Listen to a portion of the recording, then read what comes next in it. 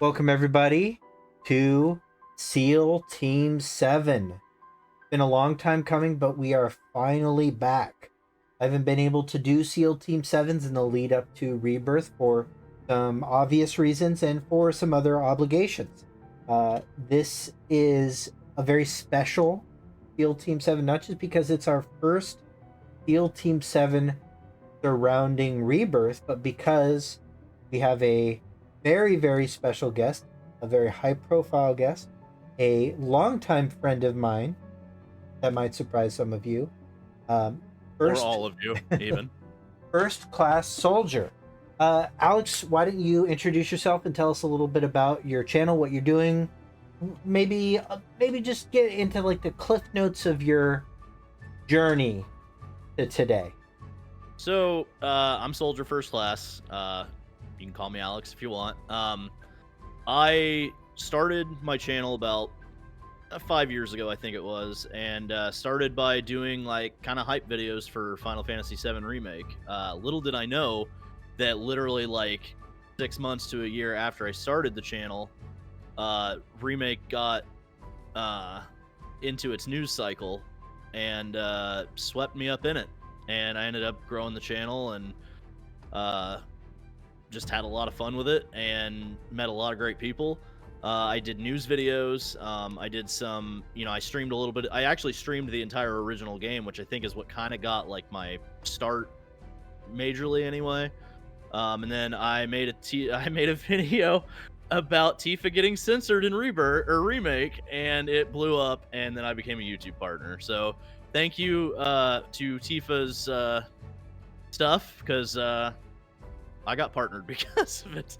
I always tell that story because I think it's the most hilarious thing, that of a joke video that I made because everybody was like freaking out about the censorship stuff. I literally made that video as a joke, and it's the one that blew up for over 400,000 views. And I'm like, I need to do this more often, and then never did that again. Yeah. Yeah, basically I just, I used to stream and stuff on Twitch a lot on this name and everything else. And I think what got me here today is that after the release of Remake, and we were all, deep in our own theory holes, as you like to put it, we kind of met randomly, I think, through like videos, like comment sections and stuff like that. We started talking, kind of figured out that like, even though we were not real, I wouldn't really even say on opposing sides. I would say more so that we were on like like we had differing ideas, but not entirely on the different end of the spectrum from each other. And we just started talking and became friends, and then went from there. And then obviously after Remake was finished, and I didn't necessarily react the greatest to the ending, Seal here was one of the guys that reached out to me and said, hey, I know you went through a lot with the fan base. I know you went through a lot with, the theory crafting and, the harassment and stuff you went through at the time and everything else. And he's like, I just want you to know, like, you are wanted here. You are a friend. And, if you decide to come back, we'll be here waiting. And so I think today is perfect because a friendship that started 4 years ago is now, coming to fruition. And this is the very first time we've sat down and had a conversation like this. So I think, it's kind of come full circle a little bit. It's just, I feel like this is the perfect time for us to come together and talk about this stuff. I agree. And, it's hard to explain that like anybody outside of the fandom, even people that are aware of the entity of Final Fantasy, even people that are aware specifically of the entity of Final Fantasy VII, how like old and eldritch this fandom is, and how I mean, there was a time when I was going through a similar thing as you would, where I would post charitable content and then get attacked on the ending of Remake, and I was seeing the same thing happen to you. And for a while I chalked that up to the timing. Like Remake came out like right as the pandemic struck. Like it was the birth of like this new tier of terminal onlineness And so I kind of chalked up some of the toxicity to that. But the more I really thought about it, I mean, we are the fandom that produced the Final Fantasy house. Like, this is a weird. There's weird corners of every large fandom, every old fandom, but Right. it does feel like there is a disproportionate level of weirdness from this one. And I'm in it, so I'm not the most I'm not going to be the most, like, I don't know, objective about ranking fandoms from one to another. And every time I make a statement like this is a real weird fandom, everybody's like, "Oh, you should see the Undertale fandom." And yeah, the Right. Undertale fandom's fucking weird too, right? No big deal. Like, you win. I'm sorry, okay? I didn't Yeah, mean to let's just have a threaten race you. to see. Let's Yeah. see who has a race to have like the worst fandom. I guess I don't know. And like, I saw it happen a lot. People just get weird. When you don't like the things they like, or when you like things that they think uh has ruined their life somehow. And there's I think really what's weird strong about it. feelings. What's weird about it too is that, like you said, you were on the positive side of things, and we're getting all of this, and so it's like, even though they might like the things that you like because you didn't like it the exact way that they liked it, you still got attacked, and that's such a weird thing to me that you would think like a rational person would be Hmm. like, okay, you like what I like. You may not like it exactly how I like it or for the reasons I like it, but you like it, so we agree. But Yeah. it's like, it's so weird to me too because, like, I guess because I was on one side of it and you guys were on the other, I wasn't thinking about how you guys were handling it either. And it's like, now that I've seen it, I just realized that the whole situation is fucked. And the only way to get through it is just to basically bond together. And I don't want to use the word gatekeep because I think that's not really great terminology. Sure. It's not really positive terminology, I guess is what I'd say. But I would say, like, There's a functional similarity between and what you're suggesting we do, which is like, right, we kind exactly. of insulate ourselves from it by staying together. Like, Right, and I yeah. think the more you band together and the more you just say, "No, we're not going to put up with that anymore," the better it's going to be. And then it's easier to handle when you know there's people in your corner. So I Yeah. think that's one thing that I think that our personal relationship actually works well because of is because, like, obviously me and you have not, I would almost say probably 50% of our views are, maybe a little bit more, but I would say 50-50 on us being on the same side or not on the same side. So, like, even though there is that, we get along because we both understand that, like, people consume media in a different way than others. And it doesn't matter really at the end of the day. If you like something that I don't like and vice versa, we don't have to sit here and tear each other's throats out over it. Right. There's no point. Right. And I will say, and I just want to make this clarifying point, because I feel like this is a misconception about you. And for a while it was a misconception about another one of our, mutual friends who's recently beaten the allegations. And that's because there's this very important distinction between your experience of being optimistic going into the project, like being somebody that uh was went in hoping to be charitable, towards the project and its creative decisions, and then just ultimately having some real strong feelings that betrayed that charitability to you. And there's a distinction between that and somebody that has just turned their entire personality into disliking the end of Final Fantasy Right. VII Remake. Like, you were never in the petition camp. You were never in the change.orgs for like a true one-to-one. Like, that was never Right. you. That was never, like, that's a different thing. And I'm not actually here like saying that those people are wrong. They are, but that's not what I'm saying right now.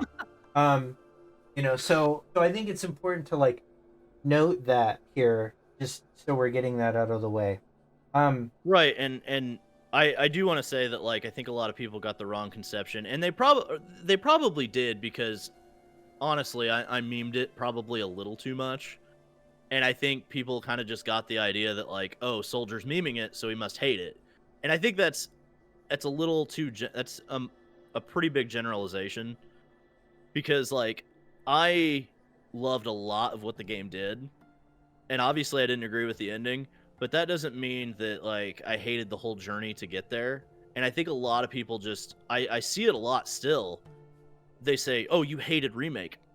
No, I didn't. Like I need that distinction to be made, because a lot of people saw one of my videos a long time ago, and I think the thumbnail literally says positive changes.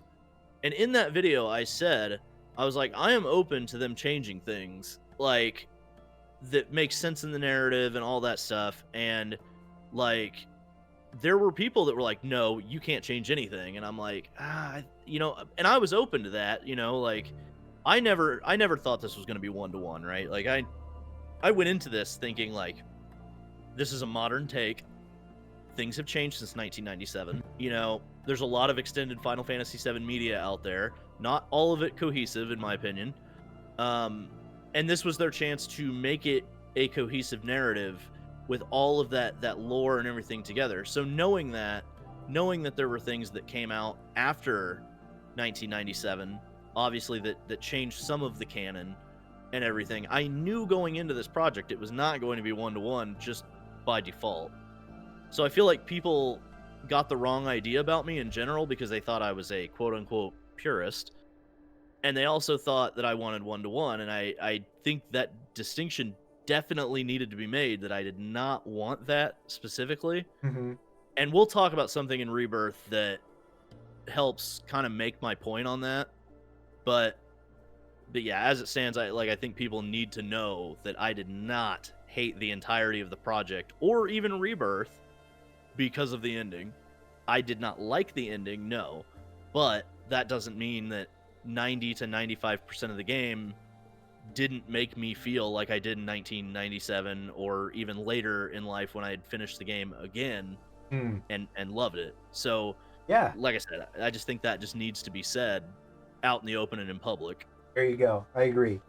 And so, I mean, getting into the conversation, I'll tell you that my personal journey with the remake is that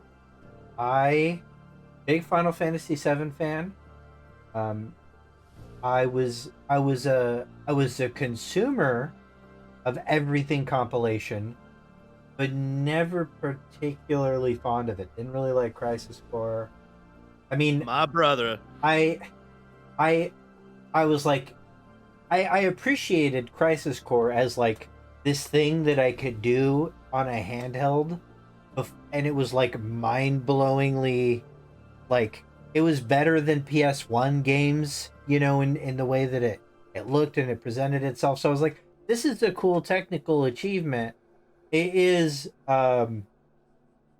like, Attack of the Clonesing, my favorite thing, but whatever. I guess this is just a thing I don't need to take seriously, right? Like that was like the category I had to put it into, because I did find a lot of the decisions made jarring, but I still kept up like pretty aggressively with available interviews, like I was still always on forums, all that stuff, like AC forums. Like I've apparently known MJ Gallagher for like years and not known it, because he like very famously like started an incorrect fact about the Jade weapon.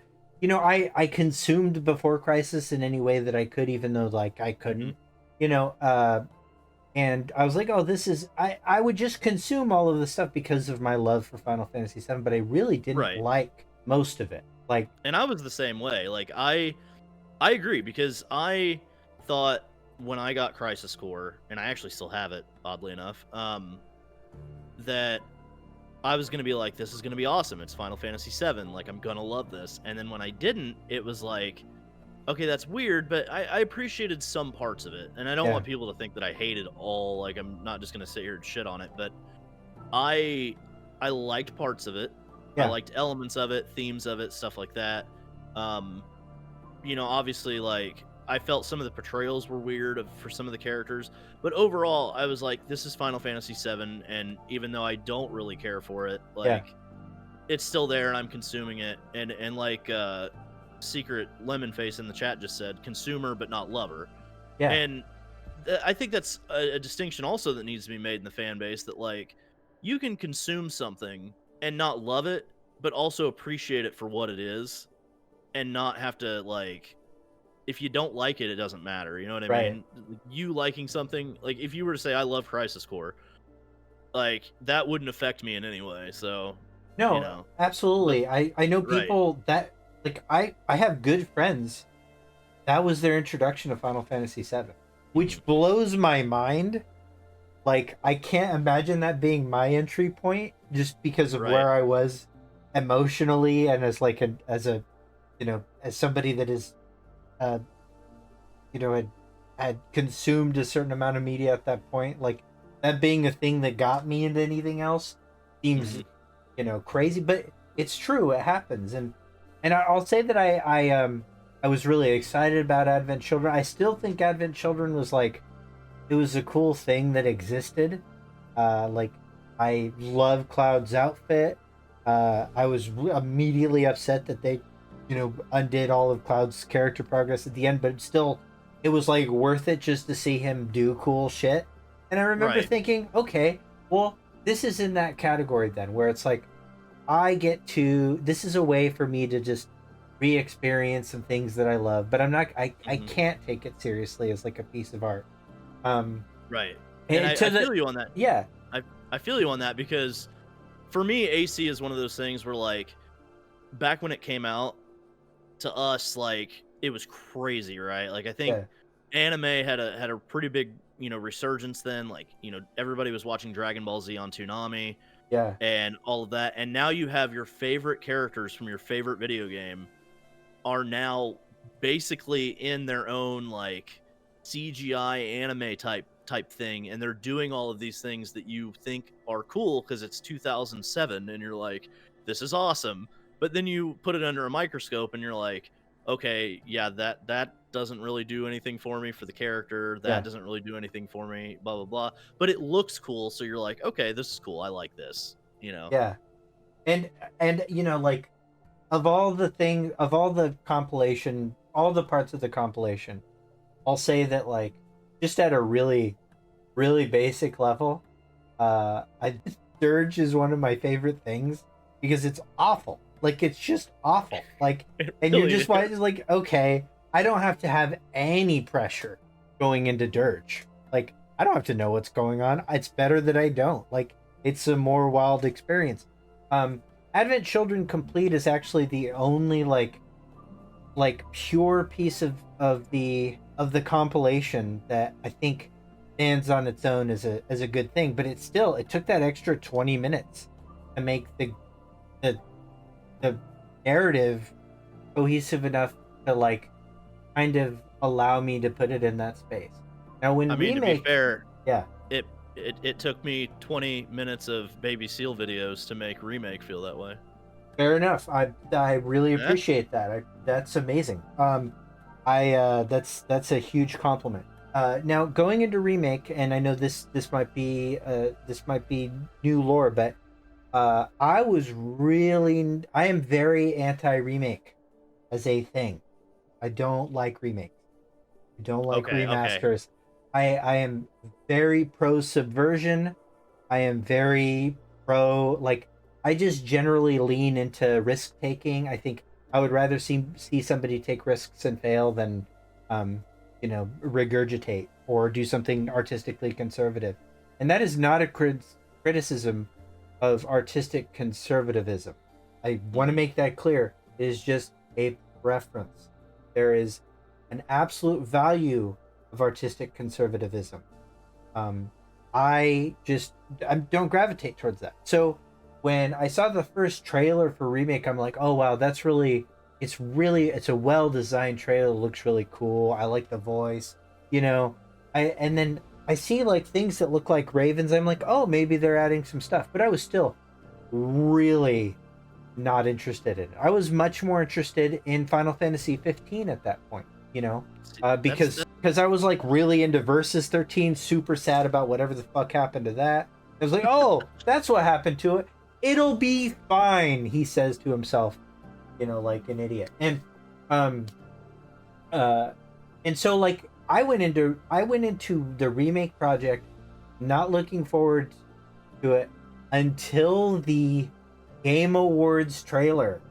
It showed the whispers for the oh first my. time, showed Barrett getting stabbed, and I was like, okay, I'm in. So there are people that exist that really, and I'm one of them, and I know I'm not alone, like by a long mile, that really just did not want a remake until it was going to be subversive. And I think part of the reason for me is that um I think a lot of the value of Final Fantasy VII to me was how much it challenged the form, how much it was subversive. A lot of it was accidentally subversive. It was just like it was the thing. It was like they just, you know, happened to come upon that technologically.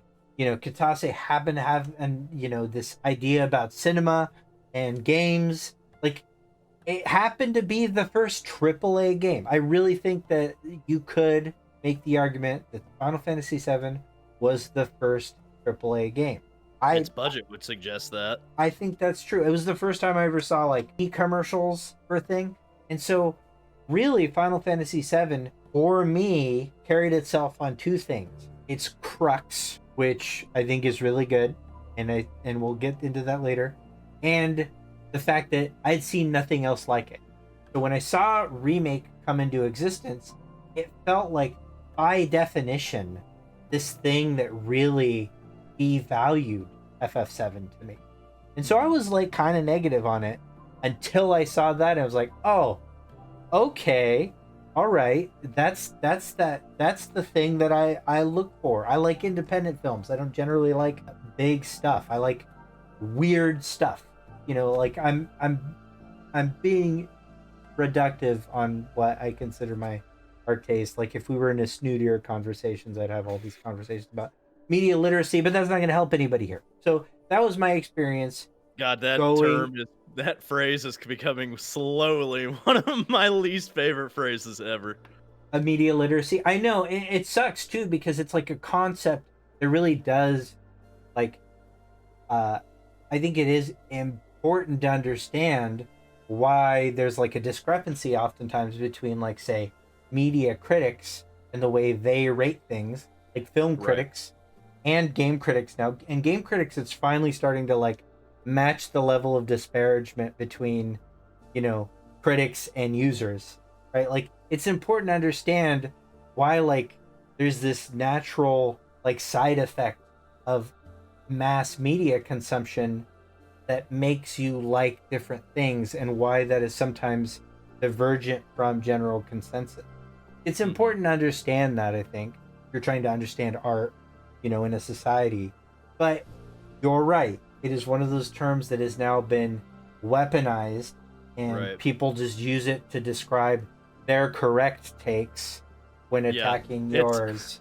it's always media literacy when I this is my take, you need to agree with it, and if you don't, you have no media literacy. That's basically what it has become, and it sucks because it's the same thing that's happened for years now.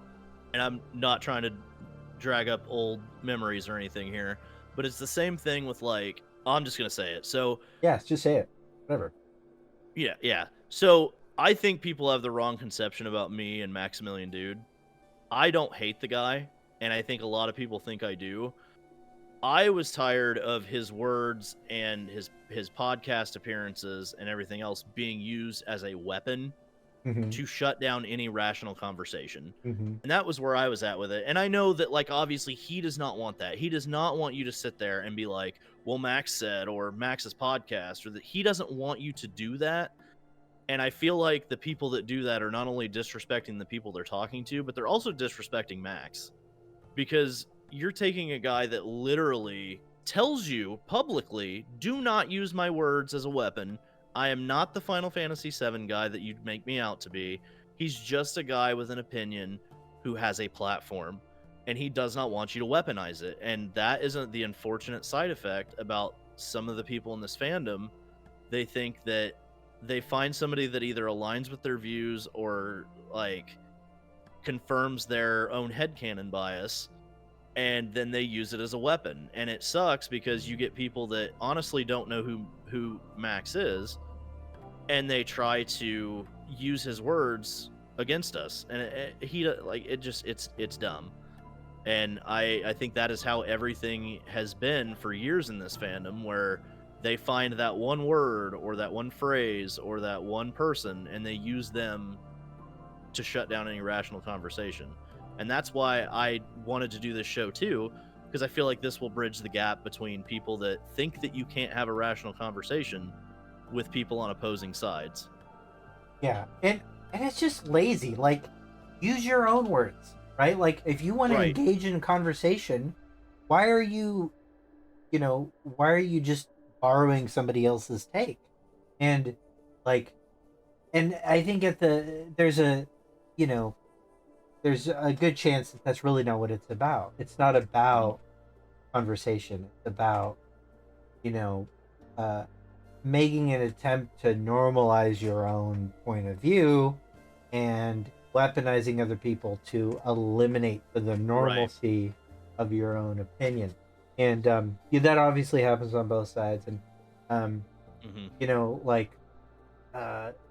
the last thing I think you would ever want is to be weaponized against somebody that's positive.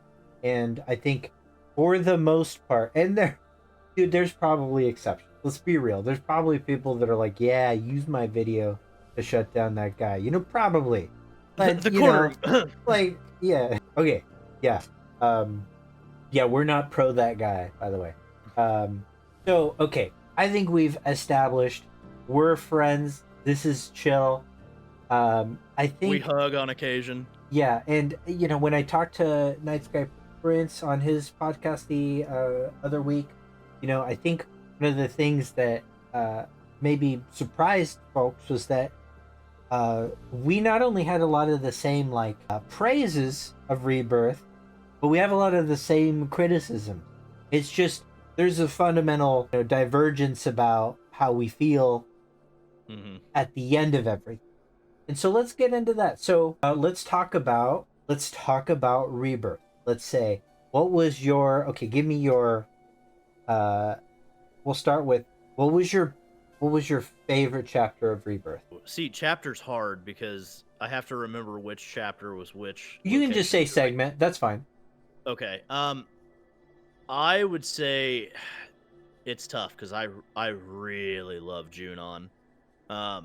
I mean, I think Junon was really good. I liked the political drama in it, like to the point where Rufus was like, I'm going to make this accord with you because we have a mutual interest. Not because I necessarily want to, but I think it would benefit both of us to make this kind of deal. And then Yuffie comes in and is like, fuck that, and then just chucks a throwing star at her. Yeah. At him. And he's like, well, screw this. If you guys are going to try to kill me, I'm done. Like, Loved it's it. very, obviously it was very very quick. Like, oh, we were just about ready to make a deal and now I'm done with you kind of thing. But at the same time, like the way that scene was set up and the way everything you did up to that point just led into it. And then the fact that Rufus and Heidegger and all of them knew that you were in the parade the whole time and they were just waiting for their moment to get you up on stage and make this deal with you. And the parade was awesome. The Roche showing up was awesome. Yeah. The deal itself, the drama, the music of everything, when you're on stage with Rufus and he's making that deal with you, I thought that was really, really well done. And it was a very good expansion on what had already been there in the original, but I think made it better. I actually would say that I think Junon was handled better in Rebirth than it was in the original, and stuff like that. I think a good honorable mention too would be the Cave of the Gi. I didn't necessarily like how it went from here's Red and Seto, and then 3 seconds later we're into the Gi. I wish they would have let the scene breathe a little, but I think the expansion of the Cave of the Gi was phenomenal. Yeah. So okay, I agree on Junon, except for Glenn. Um Yeah, the fair enough. um but I love the expansion of Rufus's character too. Like that's a way that like I think the what the 7R project is has done fairly well is this sort of grand unified theory of Final Fantasy VII, right? It's this idea that Nojima has been able to compile all of the lore from all the various things, even things that he didn't write really. Like he had just like a kind of a distant connection to, and then just put it all under the 7R umbrella in a way that's more coherent and consistent. Rufus has fantastic characterization of that until the last chapter. Um, and I don't even think that's like a problem with Rufus's characterization. Just like using a mechanism to, I don't know, ruin it. But Right. the glabrescent bar too. That was like, I do feel like, and I think people might be a little surprised to know this too, because I went to the preview event and I'd already played the Grasslands. Like, I was kind of dooming about Rebirth until I got to Junon. When I got to Really? Junon, I was like, okay, I'm in. I'm fucking so in. Like, as soon as Rose shows up, as soon as Yuffie's there, as soon as you get into the bald bar, I'm just like, dude, this is peak. This is Yeah. pure soul. I love it. My It personal, felt it yeah, it felt like Final Fantasy VII. Like if you were to pick a moment in this entire game that felt like the serious but funny atmosphere that the original 7 kind of gives you, I think Junon would be a perfect pick to show somebody and be like, this is what I mean when I talk about Final Fantasy VII. I guess to me anyway. I'm I think it nails the unserious parts pretty well. Mhm. For me personally. Um, and then you brought up the cave of the Gi too, and um, to be honest, I I really like I really like the Gi everything. I think that was one of the slickest additions to the lore. And yeah, it did kind of interrupt the Seto scene. Um, but I was grateful that it did, because I think the Seto scene, it was one of the, and to me again, there's nothing sacred ever. Like, you could just, if you do it good, you're allowed to do anything in my mind. Like, that's how I am. Uh, I was disappointed by the missed opportunity to make the Nanaki Seto moment Mm. really cohesive.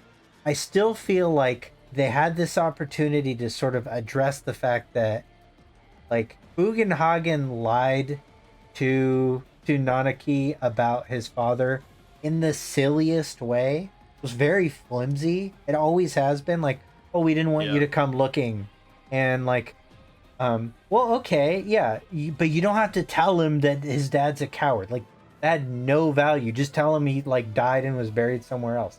Just say you're not allowed to go down there because it's dangerous, and then just don't mention that your dad was a coward. Like, that's just child abuse. But they at Yeah. least made that consistent by making Bugenhagen like both like chronically unaware of his surroundings and a dick. Uh, which I don't know. I guess in Japanese it wasn't quite like that uh, drastic. It was more of a localization change. Mhm. I think the localizer's just probably been to like Sedona, Arizona, and hates the crystal people, and same. So whatever. But like, they're just like, yeah, let's make fun of cultural appropriation. Um, and so thumbs up to that. But my point was, it's like, I was like kind of let down that like Bugenhagen really wasn't the guy that explained what Yeah. was going on, because we sort of expected that. We're like, oh, we're gonna go to Cosmo, he's gonna explain all this whisper shit and timelines, we're gonna finally know. But then, like, now as I'm kind of distant from it, it was way better that he didn't. I feel it was better that Guy Natak did, because it also added this layer of complexity to the Cetra. And I think there's actually been a lot of lead up to the Cetra not necessarily being these, you know, white bastions of purity. And I think that's there's a bunch of depiction stuff in the mural that has always been really like, it's really been like, hey, we're keying you in. Hey, maybe the Cetra weren't perfect, and you get like a little bit of a lead in that, hey, uh, the the Gi tribe, although they're a little unhinged and maybe They're not the ultra sane, they're they the emo kids of. yeah, but they also like have some opinions about like the tolerance of the Cetra, and I like that. I think that's like, it's really important in a game that really does like a narrative that really relies on shades of gray, Right. and imperfect people to establish that stuff in the lore. So for me, I was like really happy with Guy Natak, and the black materia lore was really interesting to me and cool and all that stuff. And so like after I had a little bit of time, I could be like, I think it's probably more appropriate that Guy Natak gave that lore dump instead Mhm. of Bugenhagen. My personal favorite chapter was 9 by like a mile. I think the Gongaga scene is so good.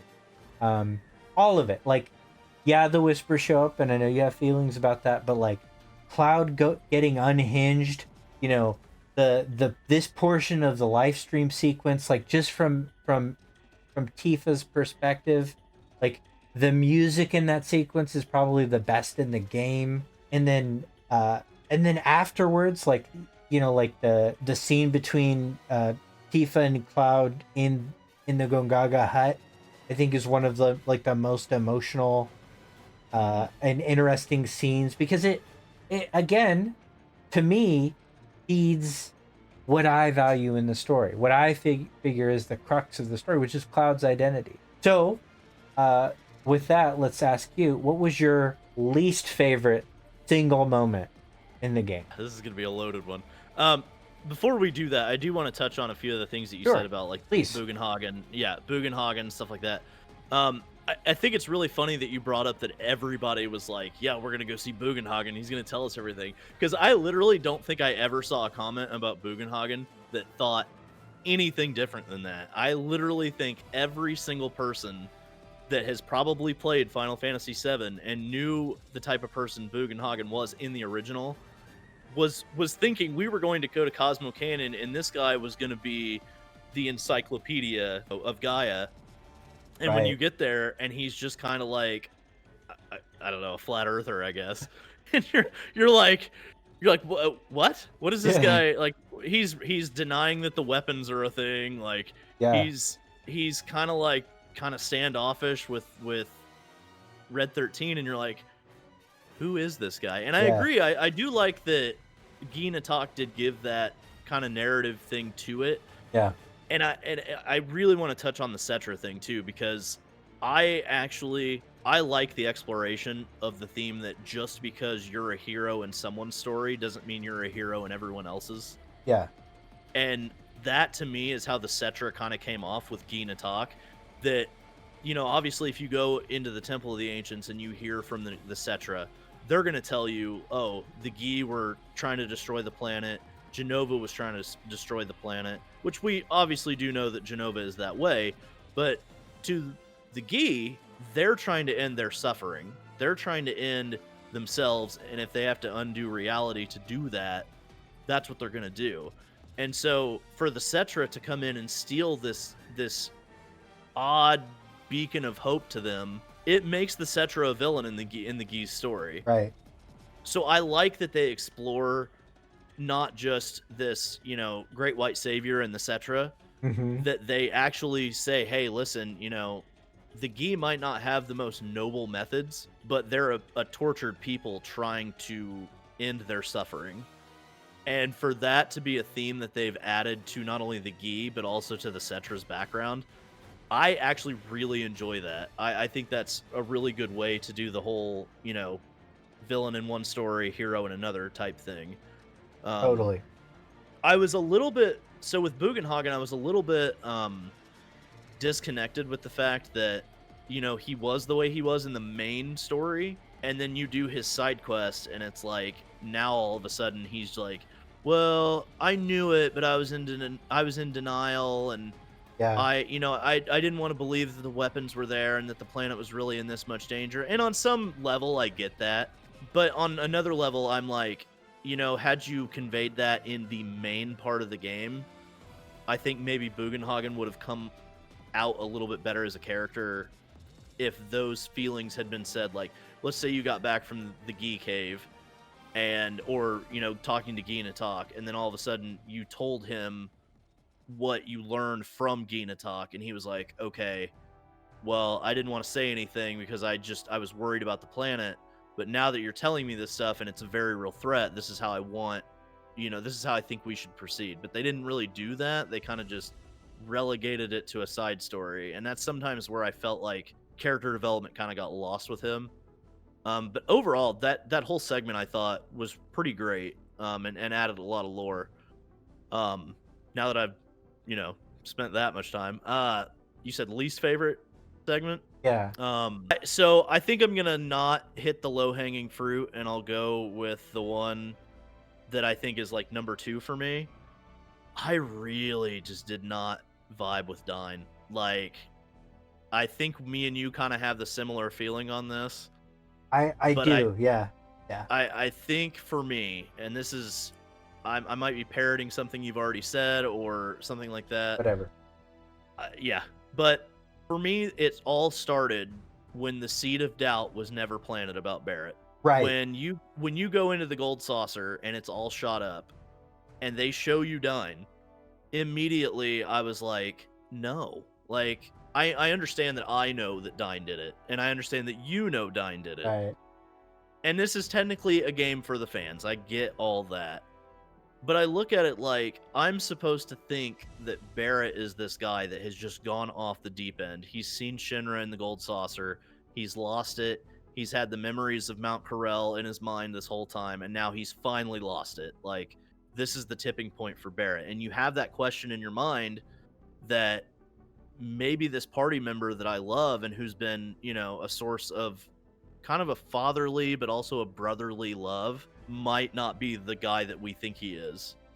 And then all of a sudden they show Dine with his gun arm and him going into an elevator dressed exactly the way he was in the cutscene, whatever. And you're like, well, now you just you took the suspension of disbelief from me. And now I just have to go through the scene. And then you get there, and we talked about this a little bit privately, but I kind of want to reiterate it for chat and stuff like that. When you get to the point of Barrett talking about it, and it's a really like emotional scene, and he tells you about what happened and everything else, then you get to the fight, and I don't know if this was intentional, and I might be reading too much into this. Mm-hmm. I felt like when they finally drew their weapons and stood face to face and we're gonna have it out, and then you get into the battlefield, and it's all of these piles of debris. Yeah. And in my mind, I'm thinking, okay, during this fight, Barrett is not really wanting to fight Dine. This is a last resort for him. He does not want to fight this guy. It's basically like he's fighting his past, and he doesn't want to kill Dine because he's friends with him, but he's gonna have to defend him. And at one point, he basically does say, like, okay, if I die by your hands, that's just how it's gonna be. But I felt the debris in the fight felt like this kind of metaphor for Barrett hiding from his past still. He's even though he's in that fight, he is not ready to face it. And the debris was kind of like this metaphor for, I need to hide behind this because I don't want to face it. And then when Dine clears the battlefield and there's nowhere for Barrett to run and there's nowhere for Barrett to go to get away from his past, now he has to draw his gun with killer intent, and he almost still can't do it. Yeah. And then Albert Wesker from RE5 shows up. Yeah. And I lost my connect to the fight. And it's not just that, it's almost the arena too. There's no tombstones for his wife and Marlene. There's no Like, the location is just a spot in the Dust Bowl. It's not like this image, this powerful image of Dine's like location where you would think he would fight Barrett. Sure. If I remember right, they changed the, well, they had to have, right? They changed the thing where the gold saucer was built on the remnants of Corel, right? Yeah. Something like that. And I'm like, it just felt like the atmosphere of that whole thing was really great. It had like flashes of greatness in there, and then they were like, okay, now we're gonna have this crazy arm Albert Wesker fight, and then immediately after, he suicide by cop. He basically kind of saves Barrett a little bit. I mean, if you really think about it in that scene, Barrett might have got shot, but then he pushes him down and gets out and starts shooting the guys. And they randomly show up. It was kind of a weird thing, like timing wise. Sure. And I'm like, okay, this is kind of weird. And then, you know, Barrett's like, oh, the blood thing, by the way, the blood on the hands, that was great. Thought that was great. But then, you know, in the original, he throws him his locket, wants him to give it to Marlene and all that. And there's this emotional impact to it. And then in this, there's just really not that. You know what I mean? And then immediately after, you have a joke boss fight with Palmer, and he's shouting "neener, neener" and spanking his own ass in a frog tank. Like, I as much as I wanted to love that segment and as excited as I was for that segment, there was a lot of things that really took it out of it for me. You know, okay, so I agree with pretty much everything you said. I think that the suicide by cop thing was really, it diminished the tragedy in a game that was really, I mean, it's always been about being open and honest about mental health concerns, like, and not pulling its punches. And so I do think that was a big misstep. I was really like conflicted at first because when the scene first started, and Dine is like talking to his you know, the hallucinations of his family. I'm like, oh, this might be good. This might be good after all. Great. And I also thought like it was one of those scenes I was really worried about because for whatever reason in the trailers, just the very select segments of his voice wasn't working for me. But his actual like the full context of his voice performance was very good, as was John Eric Bentley's. It was just like phenomenal the whole time. And there is a moment like when Barrett is crying, and to me it's like John Eric Bentley's crying at the end, and I'm like, okay, I started to tear up. I was like, okay, that was really emotional. But like I couldn't shake the feeling the whole time that like they really devalued the scene.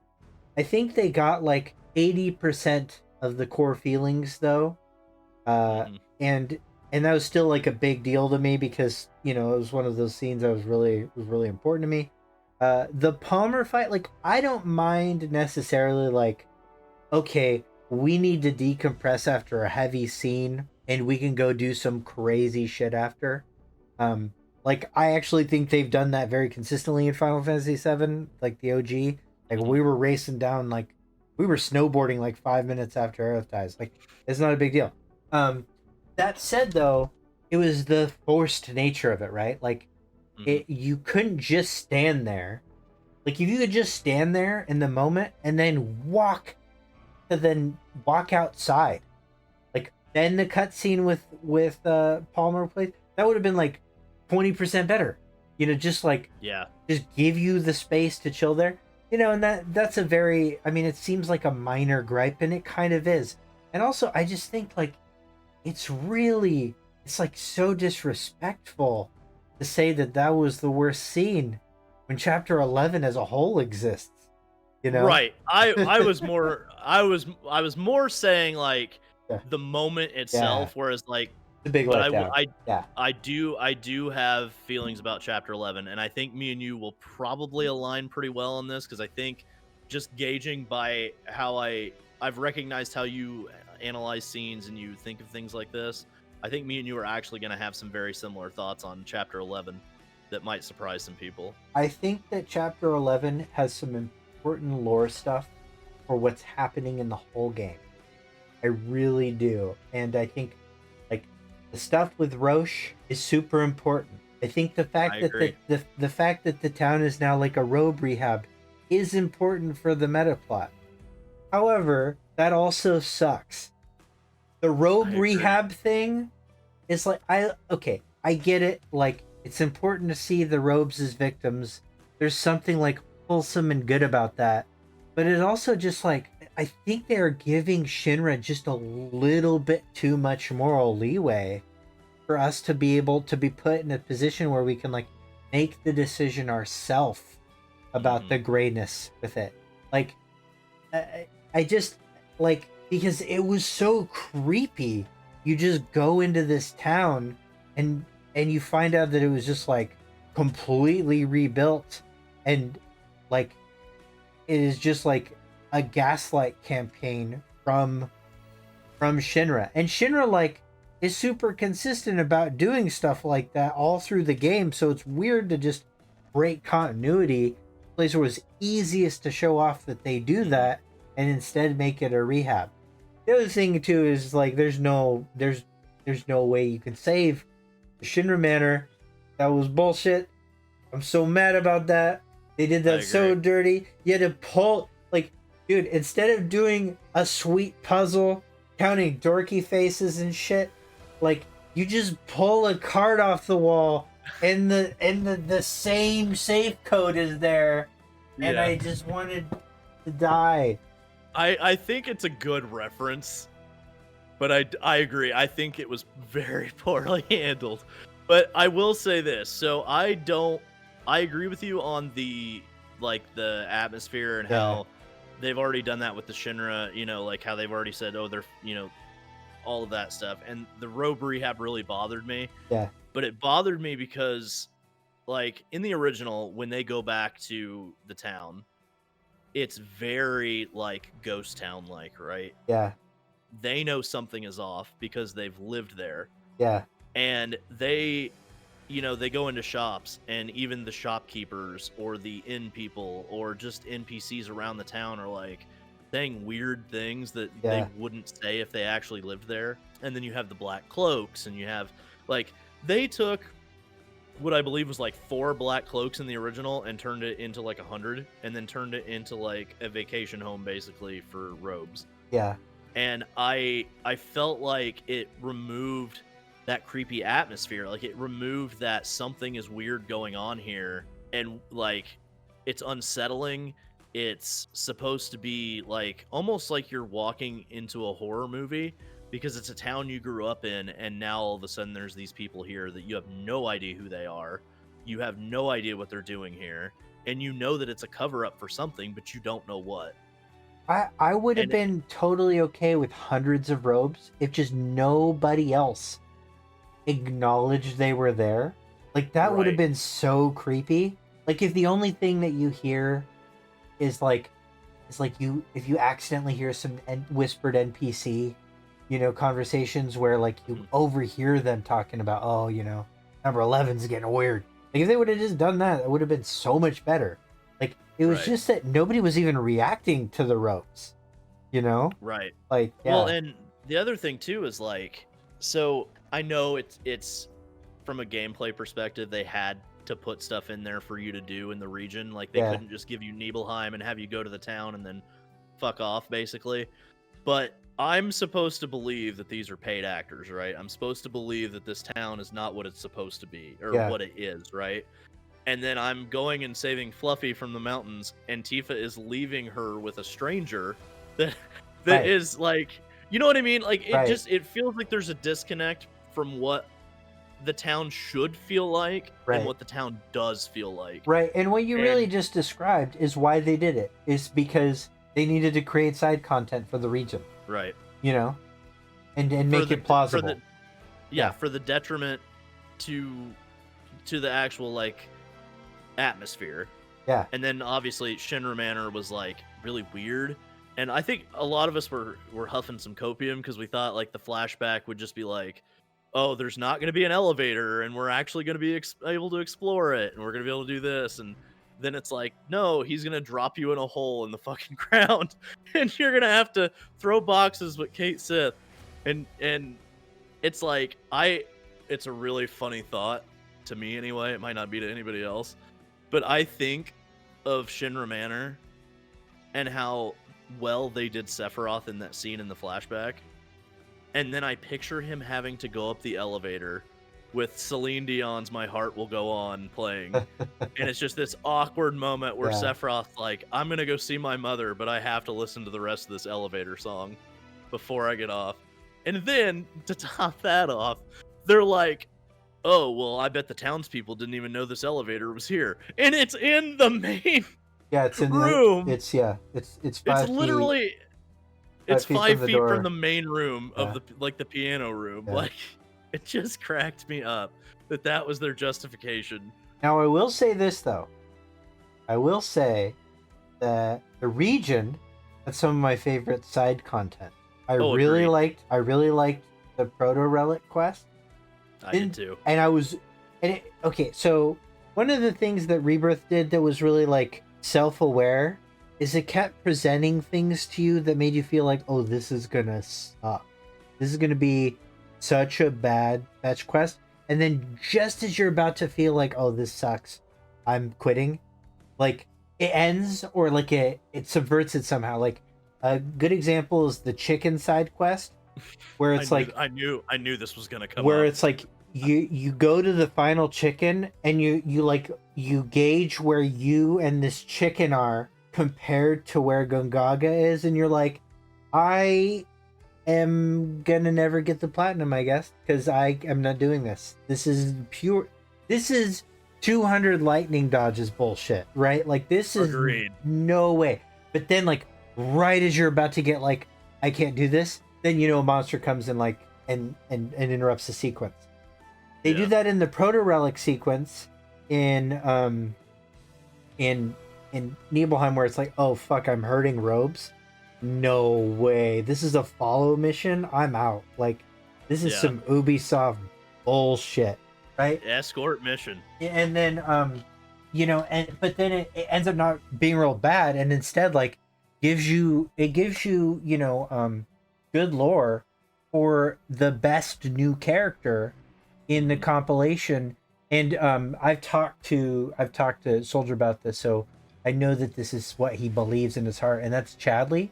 Chadley is the greatest addition to the lore of Final Fantasy VII that's ever been made. No, I like the new Chadley lore, but also just like I think that's really, like, it was a really good Proto Relic quest in terms of like lore. You get more fucked up Hojo shit.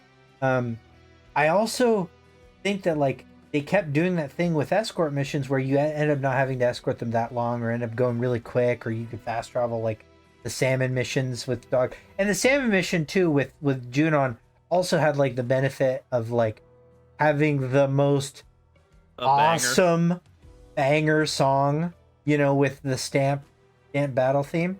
But like with the cat mission, like it actually makes you take the cats the whole way, and you're like, you know what, that's okay. This is great. I love it. I fucking love it. I'm glad you brought up the cat thing, because I like that they basically referenced the side quest in the first game, where you're like, and even cats. Cloud.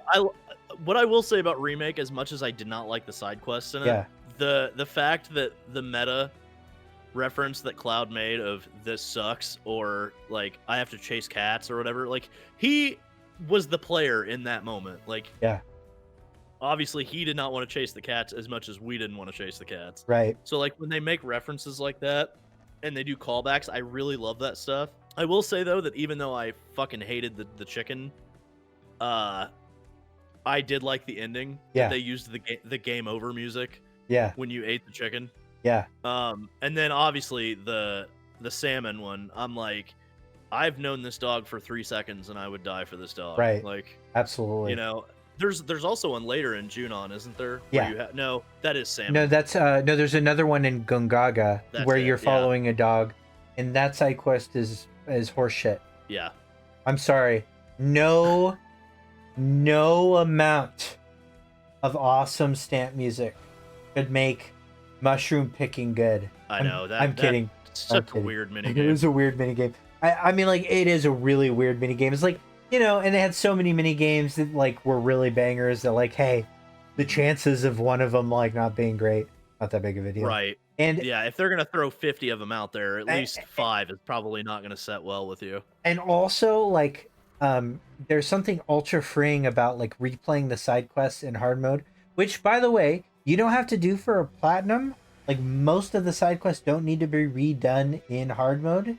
However, what I think a lot of people don't know is you do need to do them for extra manuscripts. Like if you want to level up your weapons, like you still got to redo the side quests in hard mode, and redoing some of the side quests in hard mode was ultra freeing because like doing the mushroom mission wrong is objectively superior to right. Like the quest plays out better. It's more entertaining to watch Cisne and Aerith not be able to cook for shit. Like it's great, you know, like I Yeah. loved it, you know, and so there is a lot of freedom in that. So okay.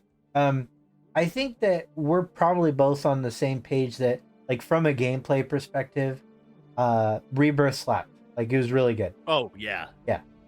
Yeah. Probably my favorite combat system maybe ever. Action-wise. Completely agree. So 10 would probably be my favorite turn-based. I hear you. I I think 10 is probably like my favorite. 10 is a better game by like a long stretch than 13-2. But I do technically like the CTB in 13-2 scotch better than 10's combat, which is like really it's like just Minimal. like hairs Yeah. better. But you know you have to like play 13 to get there, and it's like oh shit. So okay. You know, nobody's tuning in, you know, for like us circle jerking about what we like. Let's get into Well it. said.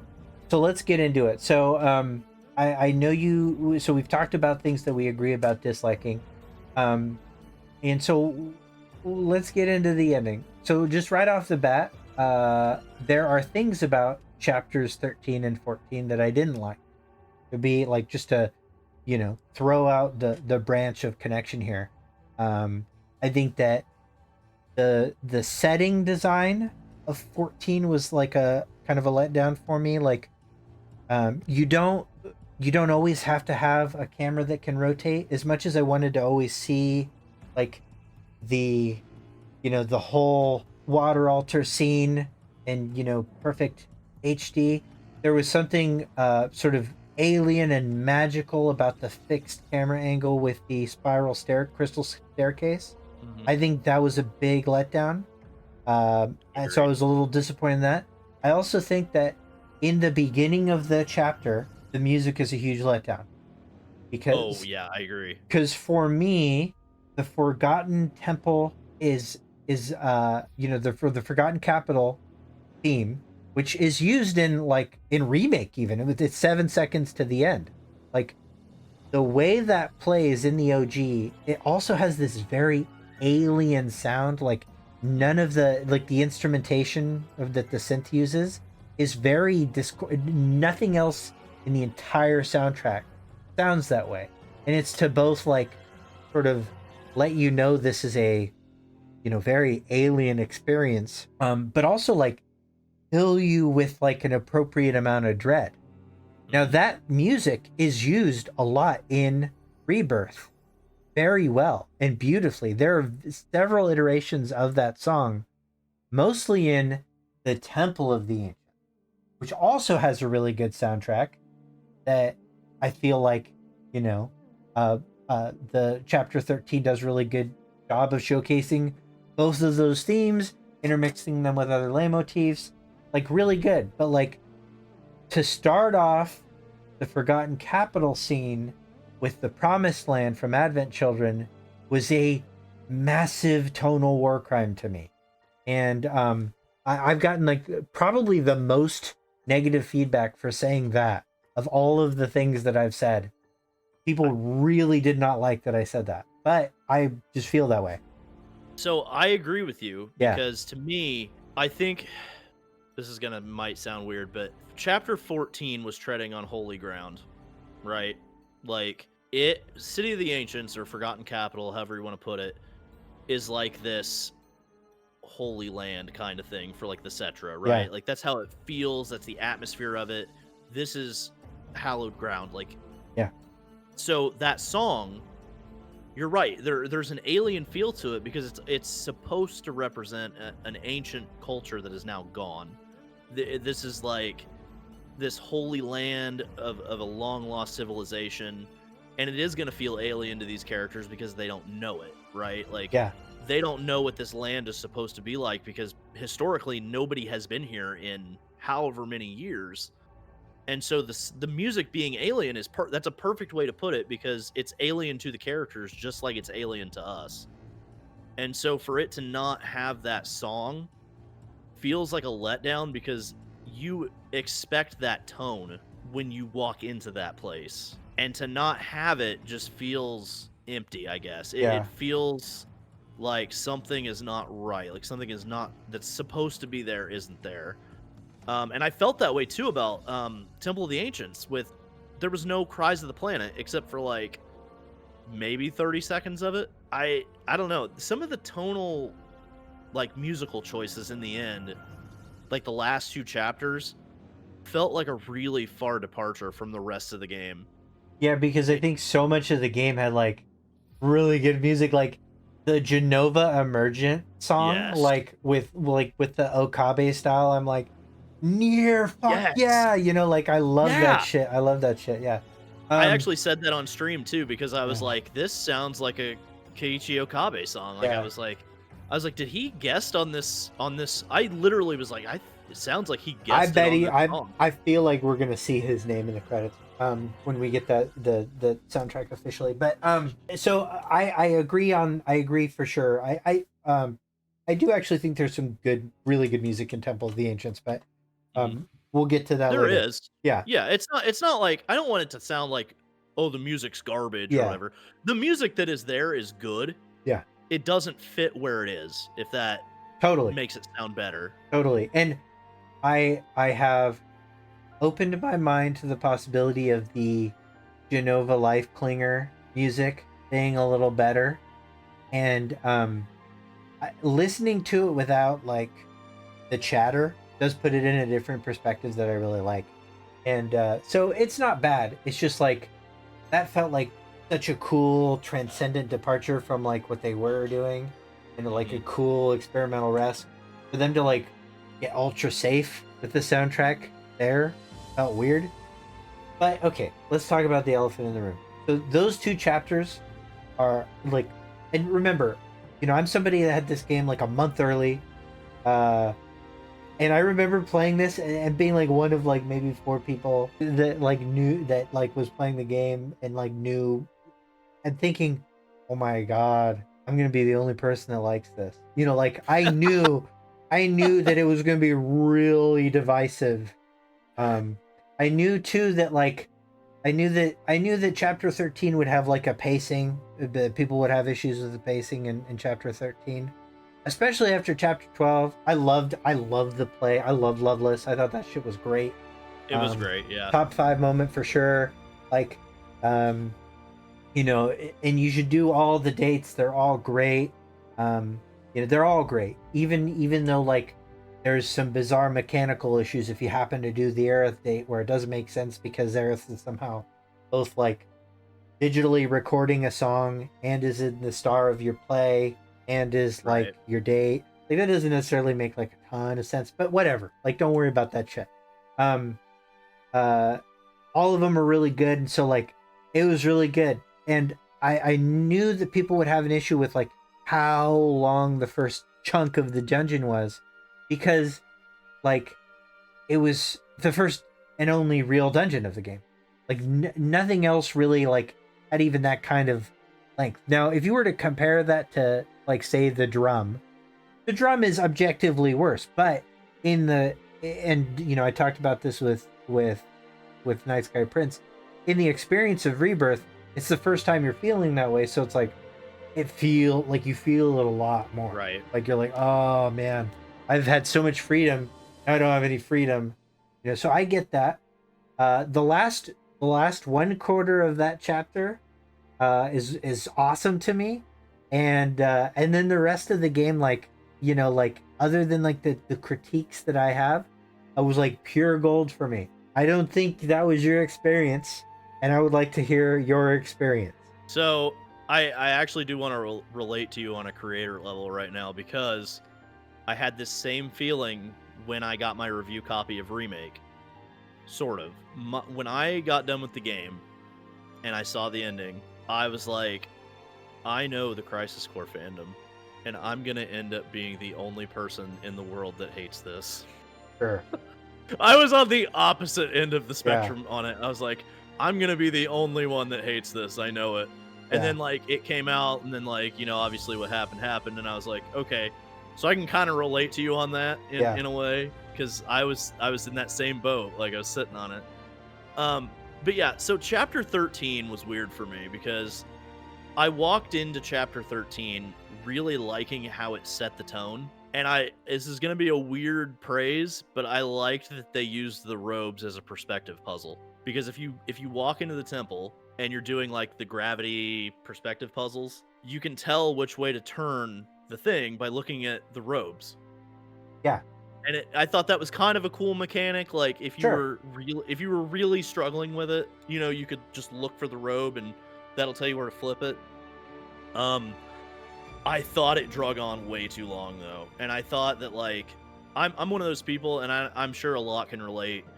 I will look in every corner and crevice of a dungeon because I don't want to miss anything, and I felt like the maziness, which I know it was in the original to an extent, like, obviously, but the maziness of it really fucked with my head, because I was trying to look around corners, I was trying to do these perspective puzzles, I was trying to get like the map put back together and all this, and using Aerith to do so and everything else. And then, like, you had the like the time changes, like, oh, 1 hour earlier, 1 hour earlier, and it's like, it's kind of weird. That was 30 minutes for me, dog. Yeah. Right. And it was just a long time to be doing Yeah. the same things and trying to find everything you can find and everything else. And partially that's my fault, so I can't really blame the developers for that necessarily. I really liked the characterization they had of Cloud in that section. I even liked the 9th Turk fight that you had to do, I thought the boss fights were really well done in the temple. Yeah. I thought the dragon was weird, like mechanically. Oh man, wait till you do it in hard mode. I liked it, but I thought it was Yeah. really weird mechanically. In hard mode, the dude has like 3 game over attacks. Right. It's awesome. I love it. Yeah, so I was getting through chapter 13. I was like, I kind of got to the point where I was like, I just want this to be over. Like, not the game itself, but just this segment. I was like, I kind of want this to be over. And then they drip feed you the little bit of Cloud psychosis, and you're like, okay, never mind. I'm sorry, game. I will take what you've got to give me. And then it would drag on a little bit more, and I'm like, and then they drip feed you again, and I'm like, okay, now we got to get this thing moving. And then you get to the like you said, probably about last quarter, maybe last, and then they get into the Cetra, and they get into like even more of Cloud psychosis, and they start really hammering away at some of the themes that I was expecting to see. And then it hit me. I was like, okay, the last part of chapter 13 is awesome. I wish we would have had more of this for the whole dungeon. And obviously, like, the trials were great. I really liked Barrett's like almost got me. Like, I was this close, dude. Aerith's was obviously very powerful. And we talked about this a little bit too, privately. Have you ever seen the show Lucifer? Yeah. Okay, they're based on the DC comic, but right, like exactly way what I'm better. talking about. Oh yeah. Right. Oh yeah. Right. So basically, chat, if you've never seen the show Lucifer, the way hell works is that it is basically every day of your life for eternity, you relive the worst moment of your life, your biggest failure, your biggest regret, whatever it is that you hold on to as your biggest, like, downfall is what you relive for your entire existence until it's over. Yeah. And even Lucifer makes the reference that you can leave at any time, but no one ever does. And it's Right. kind of a story of you are more willing to just accept that you're a shit person than you are to just overcome it and become the person you're supposed to be. And that way you can leave that state of torture that you're putting yourself through. And I felt like the trials were like that in that sense, where their lowest point, you know, Barrett's lowest point is that he lost his family and everyone around him because of his choices. And he, you know, he relives that every day, but to be confronted with it directly by the temple, to me, was super powerful. And I really loved that characterization, and I loved how they did that. um I loved it. Pretty much every character's trial was really good. It was just one of those things where, like, this is where I find that adding new things, or even just, I wouldn't even really call those new things. I would almost just say that they showed you things that the original talked about but never showed you, other than maybe Yuffie, because Yuffie wasn't that big in the original. But like, you saw all these characters' worst fears, their biggest failures, and you saw that being thrown in their face, and they had to deal with it. And when they came out the other side, they looked so defeated. And then Aerith, the guiding angel, the guardian angel, is there saying, you know, even though we saw what we just saw, there are bigger things at play here, and we need to become what we're supposed to become to fight this. And it was just a really powerful moment that I felt wrapped up chapter 13 really well. And then there was Cloud, and I fucking loved it when he's like, "Are you done? Are you finished?" Yeah. I'm like, this Yeah. girl just poured her heart out and Oh, just yeah. tried to rally the troops after a traumatic experience. And Cloud's just like, "Are you finished?" And I was losing it on stream. I was like, Yeah. this is awesome. This is what I wanted. Anytime Cloud would get blood on his face, have to get Yes. talked out of beheading a Turk, or like was a dick to everybody, or turned into Gollum for the Black Materia, like when he's taunting Aerith, like that shit, fucking give me more of that, like to the veins, just chugging that stuff. I loved it. Just straight line it right Just into loved it. Yeah, absolutely. And I think also what was really good about those trials too is it's like, it's like, you know, Cloud's entire arc is the crux of the game, and so like for us to get a delivery on that arc, we need to like really get a chance to know each of these characters and then sort of engage with them from Cloud's perspective.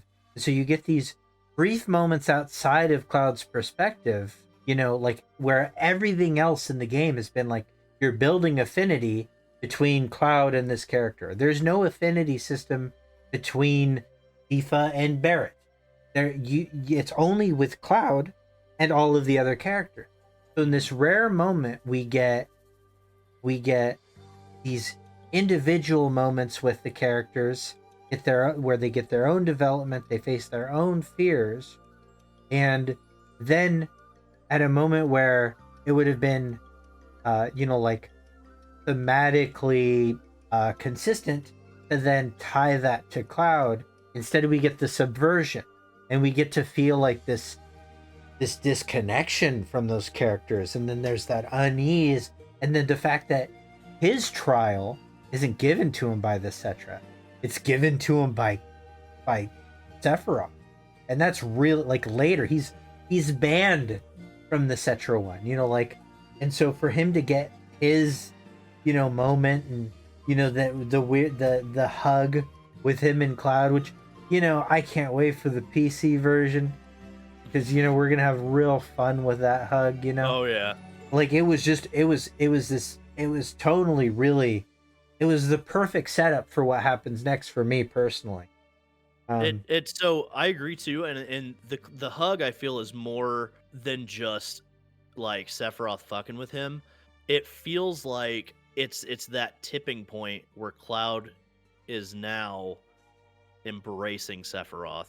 He's almost embracing that darker side of himself, and then it's like in scene he kind of almost like not really wakes up, but it's like he is just right there about to embrace the darkness, and Yeah. then he pulls himself out, and you're like, okay, he is on the breaking point. Like, he is right there, and he just needs, as Sephiroth puts it here in a minute, a little push. Yeah. Yeah. And I do have a ton of opinions on what's happening in the game and what's happening with the theory stuff, Mhm. and I do want to get your take on that. But um tell me about uh chapter 14 as a whole for you, like the interlude section, like it's the way that the interlude concludes, and the water altar scene, Aerith's fate, the fight, Okay. the life stream sword, the power of friendship. Which I called, by the way, just saying. Walk me. Yeah, they kind of screwed you over though by making that happen in part two. They I they know! they did. I felt bad for you guys. I was like, They, I they was royally fucked I me, was but it was crying vindication. tears. Yeah, I was crying tears for you guys. I was like, oh man, they got to come up with something even wilder for part three. So okay. So first, tell me, how you felt about it, both initially and then as you've gotten some time from it. Then maybe tell me what you think it means. Like, give me your best shot at some theory stuff. Okay, so chapter 14 as a whole, I had some things that I liked, and I had some things that I didn't like, obviously. I liked that. I can't believe I'm gonna fucking say this, so chat, this is the first time I've ever said this publicly. There is a slight, and I mean slight, chance that I might have liked a single detail about the Whispers. I might have liked a single detail about the Whispers. Voice. And the reason that is because once it finally clicked, while I don't like the implementation as a physical manifestation, I like the idea of what it represents to a point. I still think they look dumb as fuck. I still think that there could have been better ways to do it. But in this regard, when it finally clicked for me, I even immediately messaged you and I was like, this is what I think the Whispers represent. Now that I've gotten through it and I see the vision, so to speak, I kind of get it. And so I'll say it live because I don't know if I'm 100% on all the details. I would love for you to confirm for me where I'm at, from thematically and all that. But let's start at the beginning of chapter 14 because that's right when Zack shows up, right? The interlude, right? Like, Right, just, the interlude. Yeah, so like that's where all of a sudden there's like five stamps, and like, Right. and there's the Clarith date. Yeah, like, So it goes pretty wild. I will say this: I do not like Zack. It's not that I hate the character; it's more so that I hate that he's been propped up into this like super soldier being that everybody's like he's the greatest character in Final Fantasy VII. Like he's the whole pivotal character, and I'm like kinda, but not really. So like I was kind of indifferent on Zack. Like whatever. Like I don't really like that he's alive because to me. We've talked about this with Remake. I didn't really like that it was a thing because I always thought finality of death was one of the key things, and I realized that they could play into that later. I think just initial reaction to Zack being alive was very jarring and very Sure. like I think it goes without saying that I'm very into if a character is supposed to die, don't interrupt that because I feel like that's kind of their swan song, right? Like it's kind of their heroic moment, especially for Zack because that was his. He always wanted to become a hero, and then he dies being a hero. I guess that's more Crisis Core shit, but go on. Right. But I'm saying if you're taking the whole compilation into Right. into consideration, which it seems like they kind of are, Yeah. you would think that characterization would come through in Remake, and it really kind of didn't. Huh. For me anyway. So I feel like sometimes this game doesn't properly convey a concept in the way that it should, and maybe that's translation and maybe that's whatever, but we actually talked about how when Zack is in the tunnel and he makes the decision to go after the Shinra HQ, right, and he's wearing the pink ribbon, on his hand. Yeah. And then he decides to go after Shinra HQ. Well, then the rainbow effect pops up. And we talked about this a little bit privately, but basically my suggestion and what I believe a lot of people are going to take from this is that the rainbow signifies when a breach in fate has happened and a new world or a new decision has been made that alters fate, right? I think that's pretty...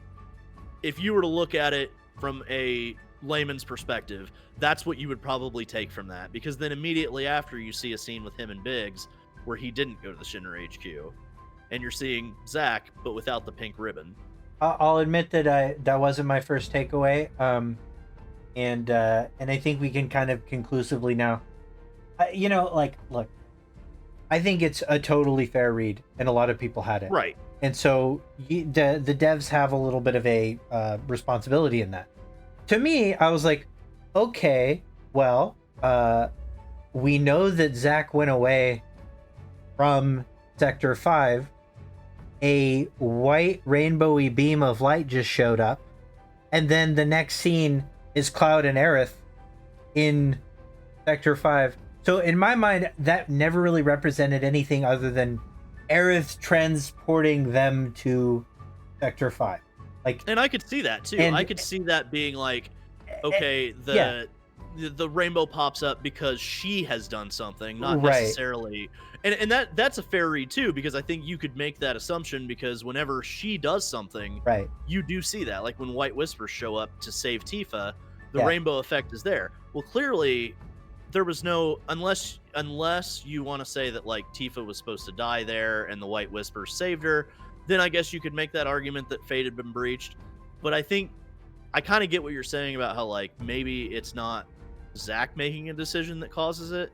Well, I think too. I also did the thing that I did with Remake, where I made spreadsheets and stuff, and like the rainbow effect is just, it's too ever present to be. It's kind of character agnostic, right? It seems to really, like, if there's one consistent corollary, is that it might be White Lifestream, because we see it in Sephiroth scenes where White Lifestream is being consumed, and so like, but you know, like, you're still experiencing this ending live. Like, you're maybe not necessarily paying attention to a spreadsheet full of effects. It's a pretty fair read. So go on. Right. And so I also think too that like how much hubris would it be to think that Zack himself has this power where his decisions matter? Do you know what I mean? Like, not at all. There'd be no hubris. It's a totally reasonable response. Yeah. Right, but it's like, why? Once I thought about it, I was like, why would Zack specifically have the power to change fate, so to speak, right, to where whenever his decisions do something, a new world's created, right? Right. So I thought about it, I'm like, okay, maybe it's not necessarily his decisions. Maybe there's something else causing it. And then, you know, obviously we talked about like Aerith and stuff like that, so it's like, I don't know. It feels like sometimes when those concepts come up, they're not properly conveyed or maybe even explained, and maybe it's a translation thing, or maybe it's literally just we don't know yet because they haven't explained it. Sure. Right. So it's hard, especially in a 3-game series, when you have these concepts that are supposed to be building into something in an overarching series, for it to be conveyed properly until the right information's been given. So it's like, it's kind of hard. But that being said, I thought the stamps thing was more humorous than anything. Like, I'm like, okay, they're leaning into the dog thing. Yeah. They're leaning into this kind of meta joke about how everybody was freaking out about one extra stamp for years. Yeah. And now we're going to give them 6, like, or 5 or however many it was. Like, Johnny, the best, I laughed on stream. The best part of that whole thing was Johnny just walking by with a Shiba Inu in his arms like this, or whatever it was, or Corgi or whatever, and is like walking by, and then he just looks at Zack like, who the fuck is this guy? And then he just keeps walking, and I'm like, that was the greatest way to implement stamp in this entire series so far, and I actually legit laughed about it, because I was like, the audacity to just throw Johnny in the middle of a scene that is eventually really serious. Yeah. Was it was a tonal weirdness, but it was a tonal weirdness I was okay with.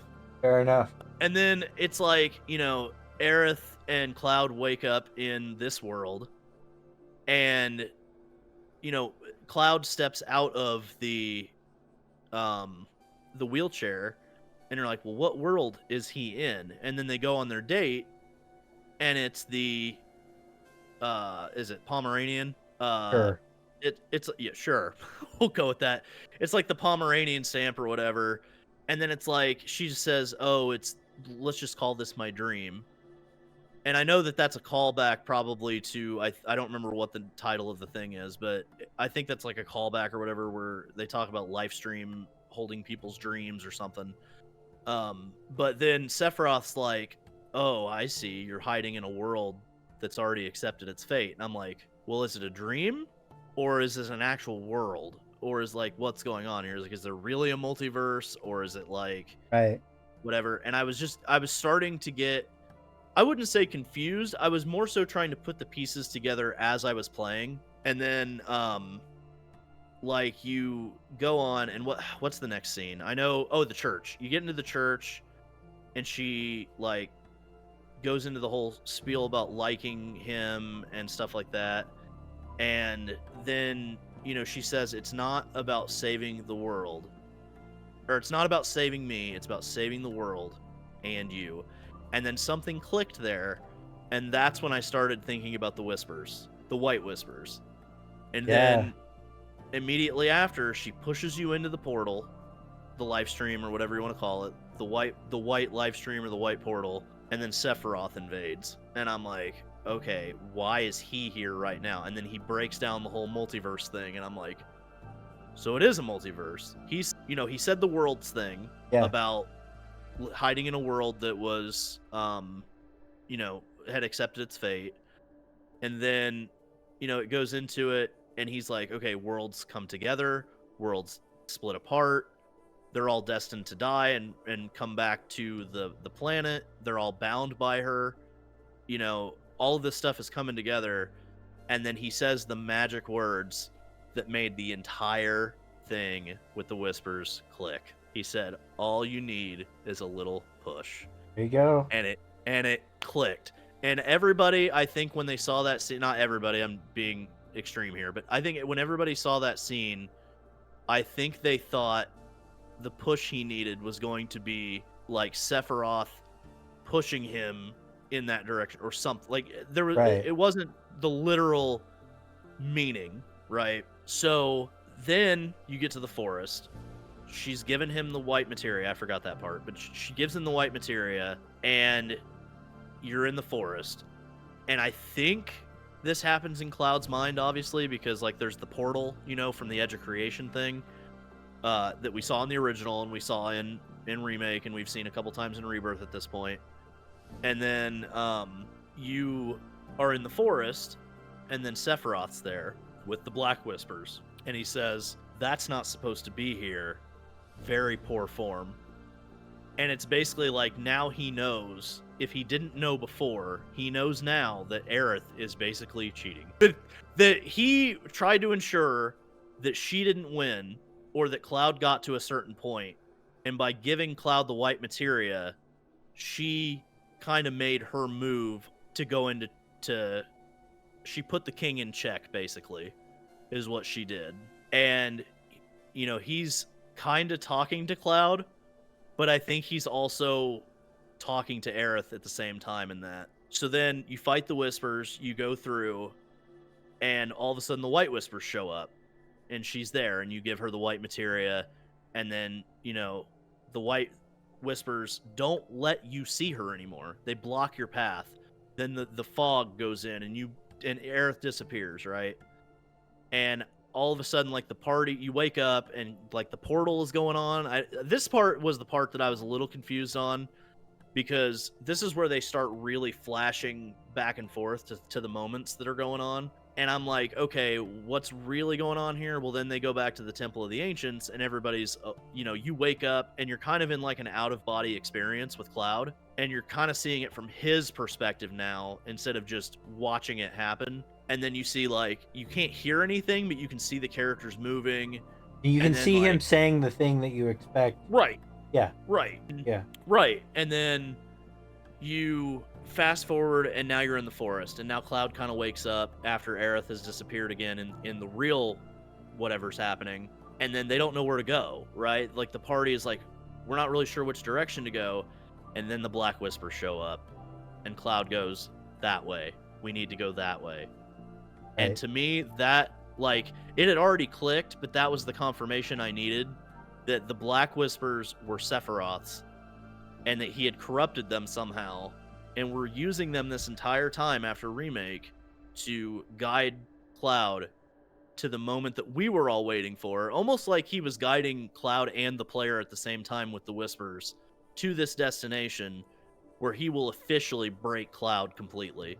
And Aerith's plan with the White Whispers is to keep and protect Cloud from seeing that, but also, like, keep him pure, basically, or keep him from breaking. And maybe I'm off with that, but I feel like that's what the Whispers, that's what their job was in this game, as opposed to what they were in the first game. Yeah, I mean, I'll give you my read on it at the end, but like, I think that's all pretty fair takeaway, especially from, like, you know, a shot by shot, and I think everybody, I think in general, most people have watched it and then changed how they felt after a few viewings.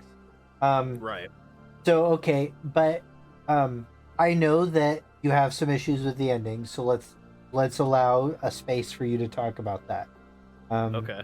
I will say that if Aerith's defining moment for you was her death, or if that was like a very high stakes moment that you really wanted to see recreated, I can't imagine you walking away from this scene feeling like, oh, I'm glad they did that. Like, there's no way. I'm not a monster. I know that the if that was the kind of experience that you were hoping for from this game, you didn't get it. Right. I have never particularly valued that scene the way that everybody else has.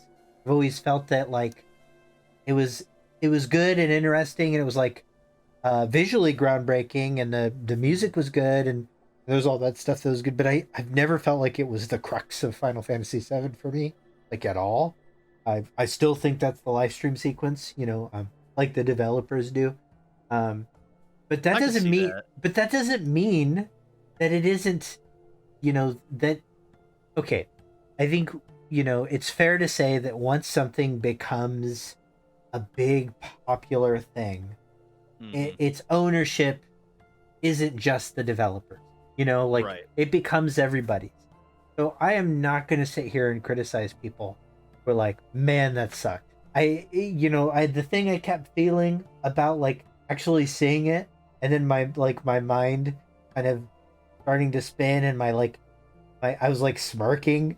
Like, I know this probably isn't the feeling a lot of people were hoping to have when watching this scene, but it's the one I have, and it's the one I wanted. I wanted to just be like, oh, this shit is so cool. Like, I felt that way. I was like, oh, this is weird. I love it.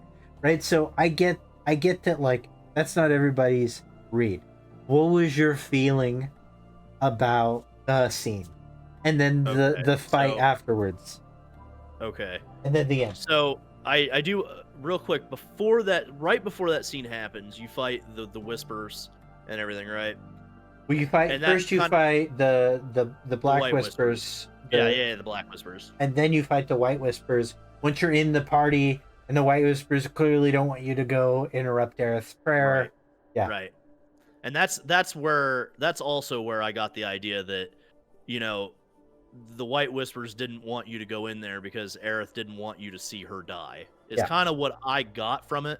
So then when the Black Whispers opened up the door and wouldn't let the party through, Just that was Cloud. my key. Yeah. Right, just Cloud. That was my key to think, okay, yeah, this is definitely Sephiroth wanting to show you that she's about to die. The last thing he says before he pushes your ass through the portal is, I give you my blessing. You're like, right. Oh, we just saw the blessing. Yeah. Right. Yeah. So, how I felt. So, if you see the stream replay, you'll probably see it, but when it first happened and all the whispers are around. And this is how I've always felt about the whispers, especially in scenes like this where they kind of take over the camera. Like, that's kind of all you see when you look at the thing, besides Cloud walking up to the altar, is just all of these whispers coming at you. And so for me, the whispers have always been a distraction from what is the focus should be, right? Like, I know you could say that, like, in this scene, this is specifically the whispers fighting for the fate of the planet and the characters involved. All right. But they felt distracting. Yeah. So then when I get to the altar and I'm fighting them off and I'm surrounded and I'm like, and Cloud's like trying, you're jamming on the haptics. Yeah. Right. And then there's like the idea that, is Sephiroth controlling you or the whispers controlling you? Like, is this weird thing. And then he's raising his blade to go after Aerith, and then all of a sudden he breaks free as Sephiroth's coming down, and I'm like, oh my god, they're gonna save her. Holy shit, they're gonna save her, right? Like, I don't know if I wasn't even mad. Like, it's such a weird feeling that I had, and probably kind of still do have. So he stops, and then he sees Sephiroth, and then it's like, he's coming down, you're like, is he gonna do it? Is he gonna do it? Is it gonna happen? And then this whole time, it's like the longest fucking stretch of the game. It's way longer than Temple of the Ancients for me. That breath I was holding to get to this point, and then he blocks the blade, and then this rainbow effect pops out. And then obviously throughout the entire game, you've seen these rainbow effects when something has changed or something is whatever, or when you think a new world has come up, whatever your theory was at that time. Mm-hmm. And then I'm like, oh my god, they changed it. They changed it. They changed the scene. And I didn't know how to feel. And then like 3 seconds later, they pull the cover off. They remove the mystery of it. And she did get stabbed, and he pulls the blade, and there's blood on the blade, and there's a pool of blood on the floor, and I'm like, okay, that's a subversion I can get behind. Because to me, when I pictured that scene, I always thought it was weird in the original game that when Sephiroth comes down and Cloud has stopped, like, attempting to swing his sword, there's this blank stare on Cloud's face, and he just kind of looks at Sephiroth do it, even though he's right there and can stop it. Now, I always kind of summarized it as Sephiroth is stopping him from saving her, but then when they did it this time, and they say, you didn't really save her, that was a subversion I could get behind, because I was like, okay, that's cool. Thank you. I'm okay with that, because that shows Cloud's splitting, fracturing mind. And that makes sense, till it didn't. And then Cloud's like holding her, and like he's going back and forth from crying to not crying to, and I kind of get that too, because they're trying to show like this is the way that Sephiroth sees Cloud, that he's just a puppet. Mm-hmm. And this is how Cloud is starting to see himself, that he's just a puppet. And so when he's not crying, you're thinking, okay, this is when he's gonna break. This is the breaking point, the one that Sephiroth has been trying to get him to this whole time. He's gonna break, but he's still gonna know that she died. And then it's like all of a sudden he's holding her, and she reaches up and touches his face, and it's going back and forth from blood to no blood. The party's showing up. They see what's really going on. Cloud doesn't, but he kind of does, then he kind of doesn't. And it felt like they were almost, well, I'll get into that in a second, but you see his lips moving. Right. And you know the monologue is coming out of his mouth. Right. Like, you have to know the monologue is coming out of his mouth. And I felt like that was the moment that should have played. Like, I could see you subverting the death thing. Sure. But I felt like the monologue needed to stay, because that was the first time through all of this craziness, through all of this, Cloud's an unreliable narrator, Cloud is this crazy person that we have to fear, Cloud's this whatever. That was the first time to me that the one that felt things, the one that had emotions, that cared about people, that was the first time I saw that in the original game. Sure. And when it didn't happen, I started to feel a little empty. The dread, and I don't even know really if it was dread. I think it was almost just a disconnect emotionally. And maybe that was kind of the point that the developers were going for, to make you feel like Cloud. But anyway, like, the monologue's not happening, and then like she reaches up and says something like, it's okay, or you're gonna be okay, or whatever. And then he says, I got this. and then the fight happens, right? Like Genova shows up, everything explodes, whatever. And I'm like, I loved that the music still played. They kind of paid homage to the original with Aerith's music still playing during the fight. Sure. And then we all knew that this was going to happen. We all knew this was going to be a clusterfuck, mind-bending, weird ending fight where like everything's all happening It's at a once. JRPG, yeah.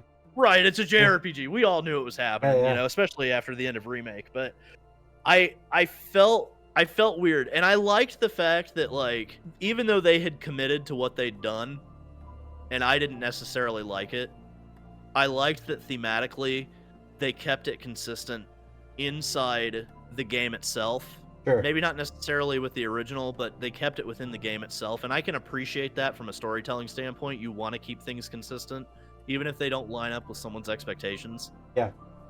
So when he didn't have a limit break and everyone else did, it clicked for me that Cloud was not in that same mind frame as everyone else. Yeah.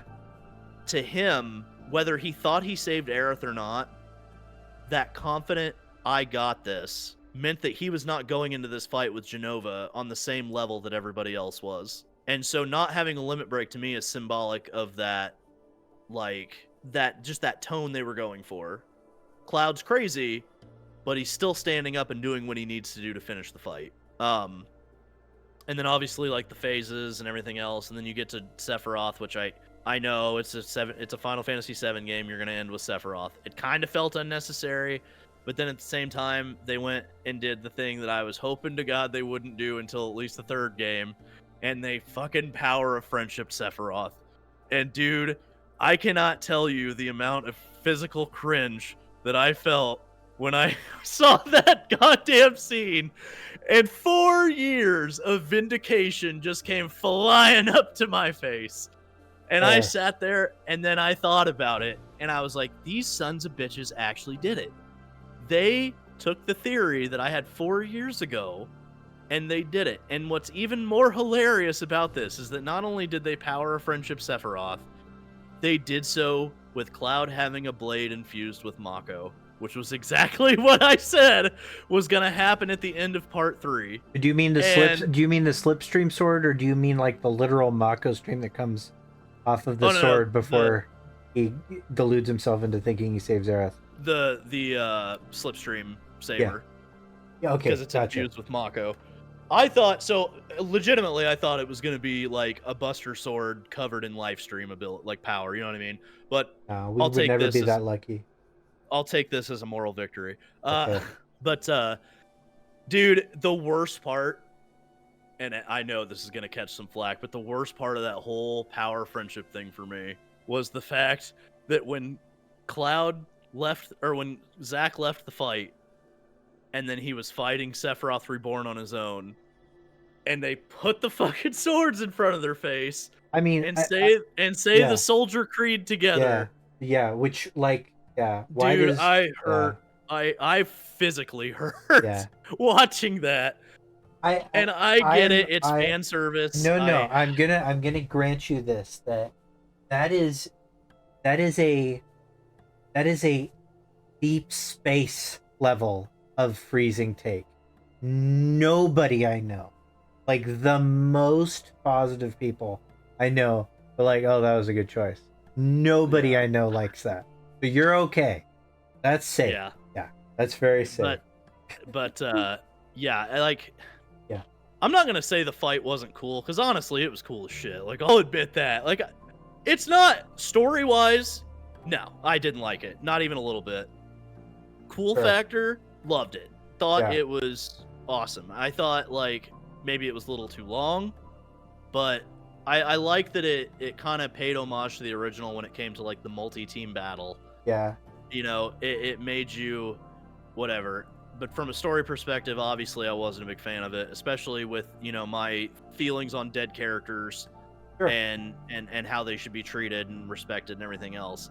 And then Aerith.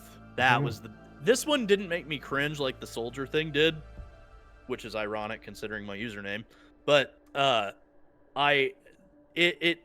part was more the part where the emotion started to fall off, because I don't care if it's a live stream version. I don't care if it's an alternate world version. To me, if I watched a character die, and I know obviously like Cloud doesn't know, but I do. And so I'm like, I really wish she wouldn't have been physically there with us fighting. I don't even know if I would have been okay with like a cheerleader role, even, because I feel like that might have actually been worse. But I felt like kind of like what happened with Zach, where that flower bed portal looking thing popped up for him. That if they had done that with her, with Cloud, and had it be a one-on-one fight with Sephiroth, I think I would have been more okay with that part of the ending than just physically seeing her there, right? And you could argue that obviously like that fight is taking place in Cloud's mind, and that he's fighting Sephiroth there, and in his mind she's alive, so she's there helping him, and she's kind of evening the playing field because of how powerful Sephiroth has a control on Cloud. I don't even think I that's guess, an argument. I think that's what's happening. right. I think you could definitely say that that is... There's if water someone... on the surface of the edge of creation. It's literally like a pool of water over a space that's supposed to represent the final battle. Right. And so, it's obviously like the stepping stool to the third version of the battle, which will just be Cloud versus Sephiroth. Right. Like, that's really, it's obvious that's where they're going with it. But I can still see where you're like, oh, but she's still there.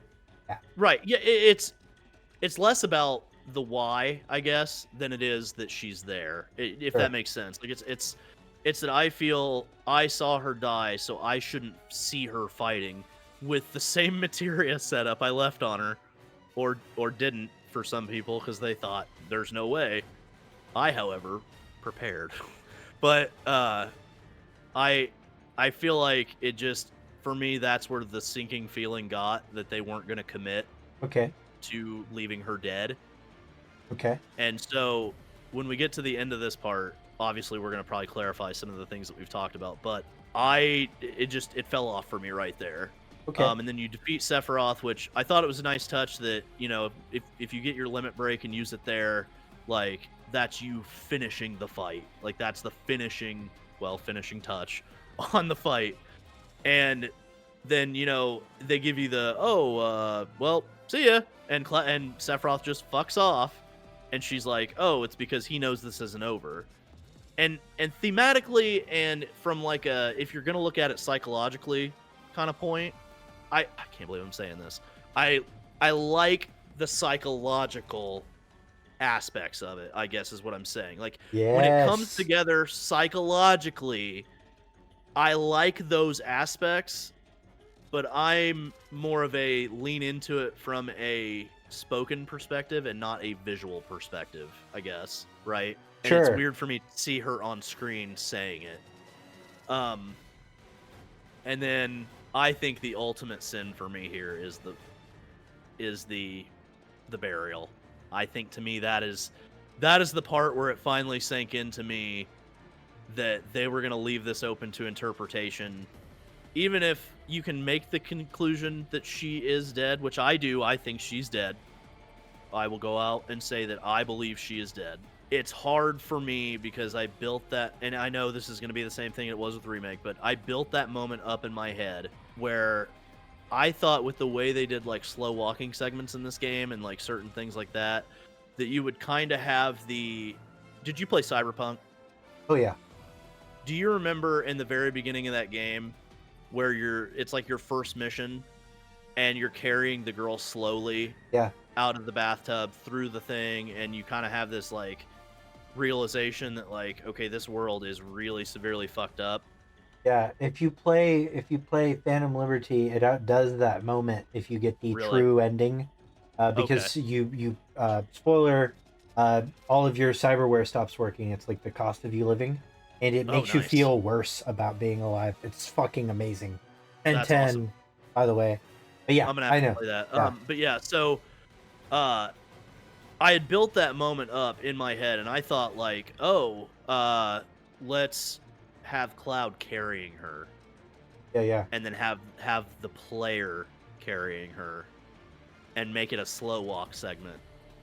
so that when the moment is over, like when you get back to reality, basically, now Cloud is dealing with this, and it's gonna hit the player. Right. Because not only in the original you saw him do it, and it was this moment where like she's buried in her home, all this, you know, but actually having to do it yourself is bookending that moment by forcing the player to cope with what they just saw, by forcing the player to bury her.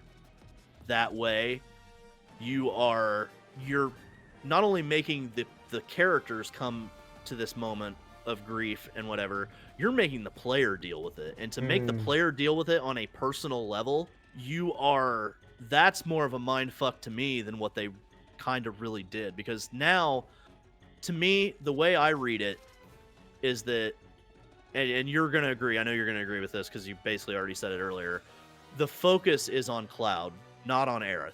And I think when we built that moment, not you, but obviously sometimes, but when we built that moment up in our head for this game, I think that is what we pictured was going to happen. That the focus of a character we just spent, some of us 200, 300, 400 hours with over the course of 2 games, we now have to lay to rest and deal with that until part 3 comes out. Yeah. And I feel like I got no closure. I felt like I personally was hollow. I was empty. I was as empty as her white materia. Like, I didn't feel anything, right? And that's such a weird feeling for me because I walked into this thinking I'm going to be a fucking mess by the time this game is over, because I loved Aerith. I loved her in Remake. I loved her in Rebirth. Yeah. And then I got to the end of that, and then they throw all this stuff at you for an hour. They throw you into a 10-phase boss fight. So by the time you get to the ending, you're like, oh yeah, Aerith's dead. Oh yeah, let's resolve this, right? You know? Yeah. But then when you get there and you don't actually resolve it, I was like, I don't know how to feel right now. Like, at least with Remake, I was like, I'm angry. Let's get the pitchforks and the torches. Oh man. But with this, I wasn't even angry. I wasn't even upset. I wasn't like, I didn't like it, but it wasn't like a feeling of anger. It wasn't a feeling of anything. And that was so weird to me, because I guess 4 years of, well, really fucking 27 years of build up to this moment. I just felt empty. And then they, you know, people are saying, well, in part 3 when they finally show it, and to me, I'm an in the moment guy, and I'm okay with them writing things for the future. Like, obviously there are things that they're setting up for the future, and I get all that. I'm not like, I'm not gonna throw shade at the devs for planning for the future, right? Right. But I'm more of an in the moment kind of guy. Yeah. And I think telling the player that you now have to wait 4 years, if we're lucky. I mean, if we're lucky, even sooner, right? Because all the assets and stuff. But you're telling the player they now have to wait 4 years for that closure. And for me personally, I felt that it did a disservice to Aerith. But I also think in some level, and I could be wrong here, I think in some level it did a disservice to Cloud as well, while doing a disservice to the player. Because to me, Cloud, when he showed that realism, that real him, right, in that moment in the original, I felt that. Because when you feel loss and you go through all of those stages of thinking of it, you know, you think of what that person will no longer do. You know, I've had relatives die, and I'll be like, you know, they're never going to sit here and talk to me again. They're never going to, you know, laugh at a family joke that, you know, probably shouldn't have been told. And they're not going to, you know, all of these things flood through your head about that person. And in the moment, you're feeling it. And I understand that they're going for the Cloud's crazy and he doesn't think she's dead thing. And he's like business as usual. And it's kind of like, okay, now I have to look at it through Cloud's perspective instead of my own. Right. And while it forces me to be uncomfortable, right, because I have to think like a crazy person, I already do that enough as it is. I don't need. I'm kidding, but you know what I mean. Like, I mean, and I'm seeing this in chat too. I gotta just say, I have never been more sold on the ending of Rebirth than hearing you describe it just now. You just described the feeling of grief for me, is this emptiness. Like, a burial does nothing to make you feel better about a death. Like You're closure right. is such a lie. Like, and it's so pure. Like I'm watching you legitimately and more honestly grieve than I think any game has ever made anybody grieve. Like God, it is hey, surreal watching you go through this. Like I mean it. I'm not trying to turn I the know. tables on you. Like this is an incredible experience. Like I really like, I wasn't even sold on the meta of this. Like it really puts you in Cloud's perspective, like the uncertainty, not just Cloud's perspective, but like Tifa's. Like this is such an uncomfortable, uncertain feeling. And I really like, I think you're the proof that they did it. Like they did it. Like that was like I'm getting kind of like, I'm getting goosebumps listening to you talk about it. Like, and that's not to say that this isn't, the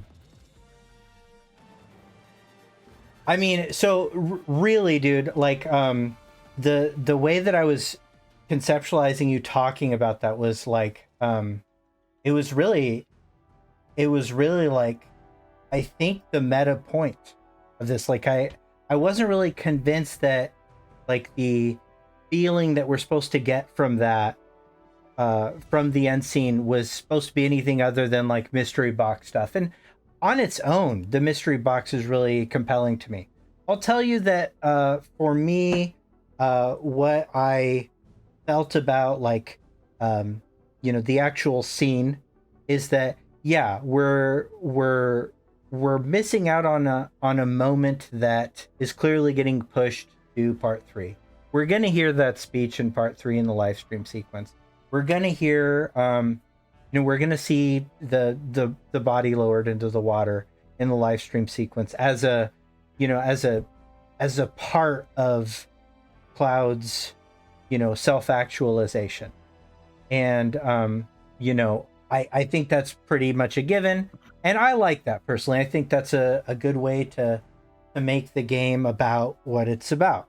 Right. I also think that a lot of the stuff that you were describing, it's fair, like to feel like, hey, I feel nothing, hey, like why did we have to do this big JRPG fight, when it was supposed to be this sublime emotional moment. But I also think that they didn't necessarily owe us that. Like that wasn't really a thing in the original. Like really, like we attribute this this is this moment where you're supposed to feel this thing. But like in the original, like you are very much snowboarding 5 minutes later. It's You're right. What it's so yeah, I actually want to add a little bit of a yeah, counterpoint, and I know it's not. I don't think it was on. It might have been on purpose, and yeah, I don't know if I've ever mentioned this to you before, but so to me, I feel like the way they ended disc 1 with her death, right? yeah, That this might sound really stupid, so I'm sorry. Putting a disc break at that moment was the coping time, if that makes sense. yeah, I don't know if that was on purpose. I don't know if they were like, we need to end the disc somewhere, but I don't know if the disc break being right there was purposeful.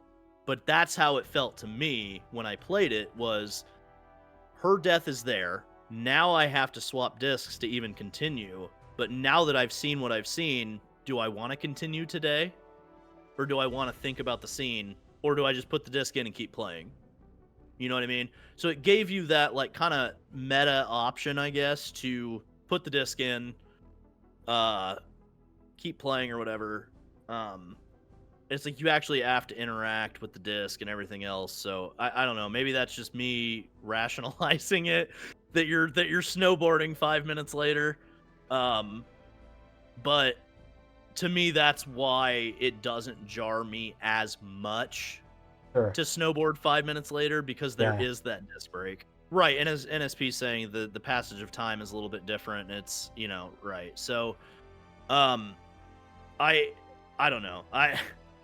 I feel like it was kind of a damned if you do, damned if you don't situation. sure, Like if you commit to the change yeah, that was promised, do you completely change her fate, or do you fake out like they did and kind of try to satisfy everybody, because now everybody's going to argue for the next 4 years about whether Aerith is really alive, in an alternate timeline? Is she really dead permanently and is just in the live stream? Like, there's going to be all these arguments, and I love how Hamaguchi had put it something like, I can't wait to see all the what was the word he used? He used a certain word, but it made me laugh because he said something about all the fun discussion, and I go, I'm pretty sure the discussion's not going to be that fun, buddy.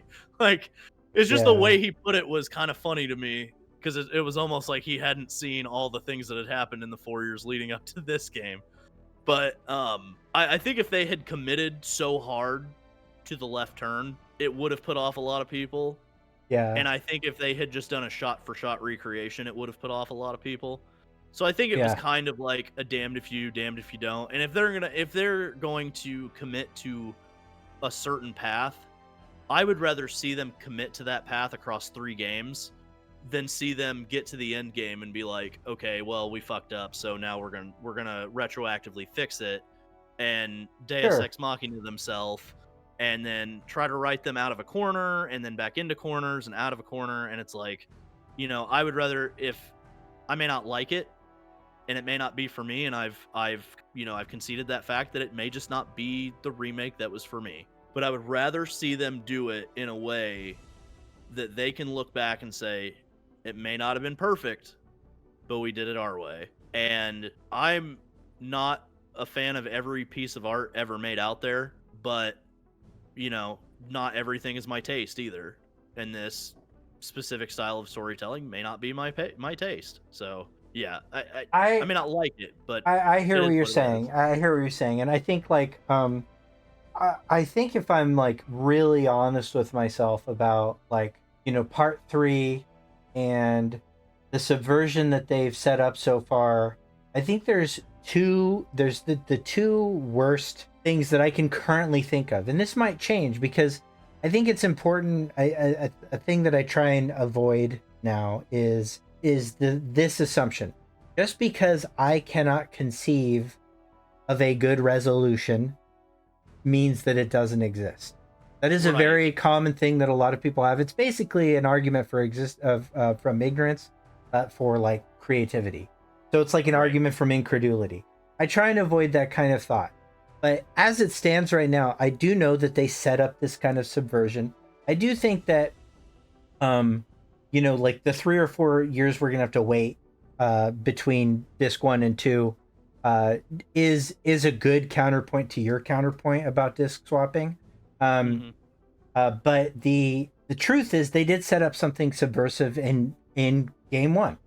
And okay, so now what? Now do you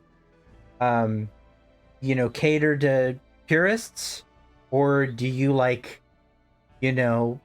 stick with what you're doing and go absolutely crazy? Do you split the difference?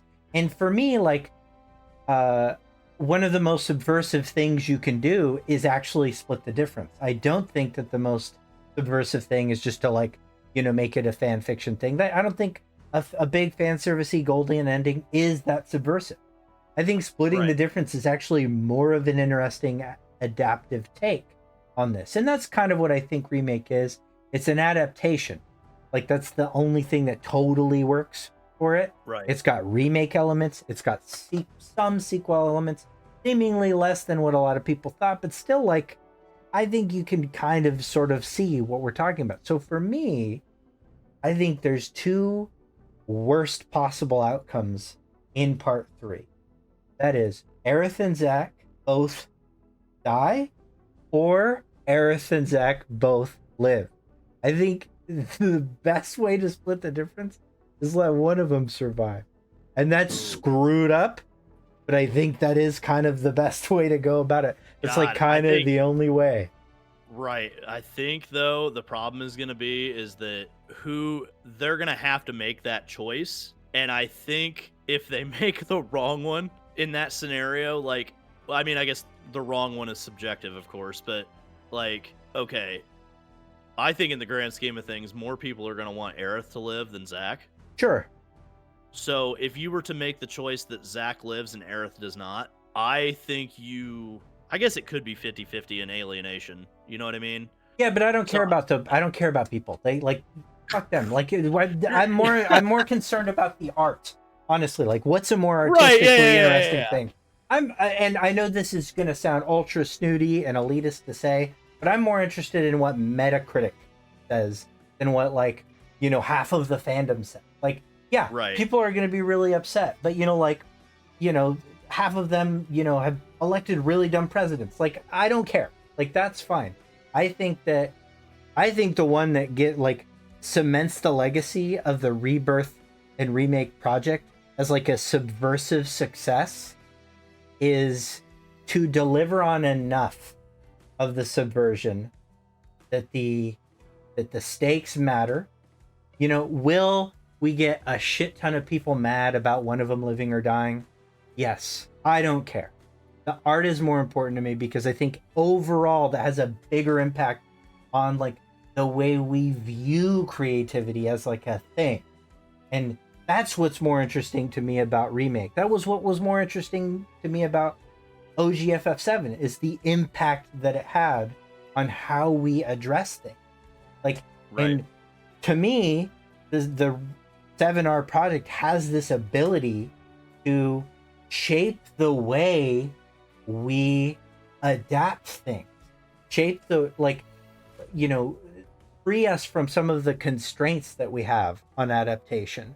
Right. Finding this really hard balance between a love letter to a thing and something beautiful and new, something that's creative and expressive.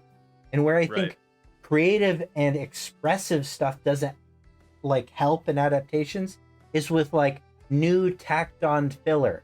Even if that filler is very consistent thematically, like unless there's a change in stakes, I don't feel like it's necessary or worth it to even do. Like, so yeah, go on.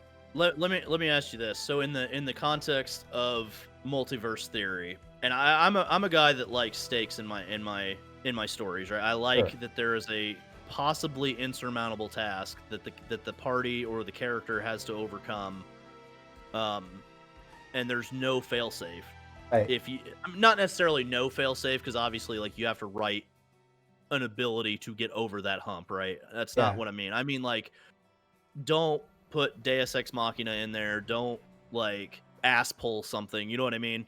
Right. So, right. In the context of a multiverse, like, and this is a problem I had with 14. I know people are going to be surprised that I have a critique about 14, but I do. They don't commit to character death most of the time. Right. Like, besides villains and like one or two characters, their commitment to death is not very great. And so, like, that's sometimes where I check out with 14 too. So even in things that I absolutely diehard love, I have my problems with. So in Remake, when the characters were coming back from the dead or survived, I guess you'd say, they didn't die and then come back. When they didn't die like they were supposed to, I felt like, okay, this is weird, but maybe it'll work, maybe it won't. And then I didn't like it, whatever. In the context of a multiverse, how do you feel this impacts the stakes of what is going on? Do you feel that it can tend to like cause it to be this failsafe? Okay, white materia, for example. Right. There's a hollow white materia. We have to fix the problem we created, which then justifies the multiverse existing, which then solves the problem that we created so that the multiverse could exist. Excuse me. So, do you think that like from a storytelling perspective that eliminates some of the stakes, or that it kind of takes away from the impact of something because they could just say, oh, right, like, oh, well, let's just go to this other version of our world, grab this, bring it here, and now everything's okay. Like, yeah, that's a big concern with multiverses. But I think that, and that was my concern with remakes, like unclear multiversal sort of stuff.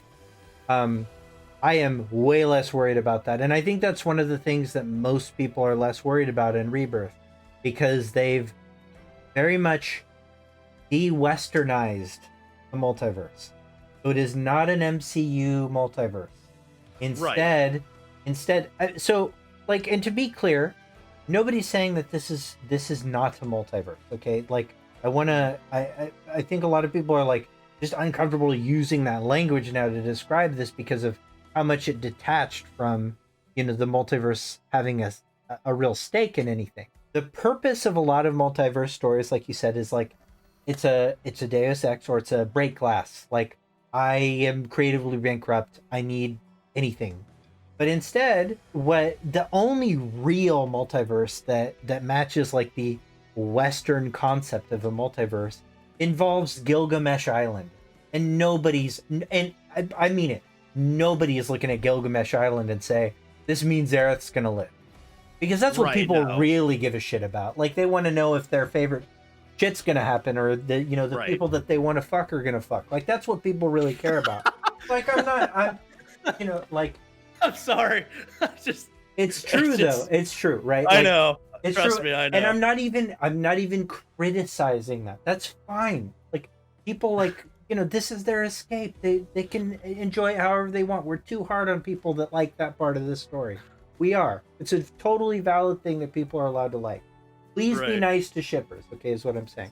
And so, like, yeah, I think that's a big deal. Like, I think that, that the fact that the multiverse mechanic is really not being used for the purpose of, like, as this mechanical thing to create nervousness anymore. Like, instead, like, the true multiverse that we're seeing with like Gilgamesh and stuff, that's the most Final Fantasy shit in the world. You're gonna see Right.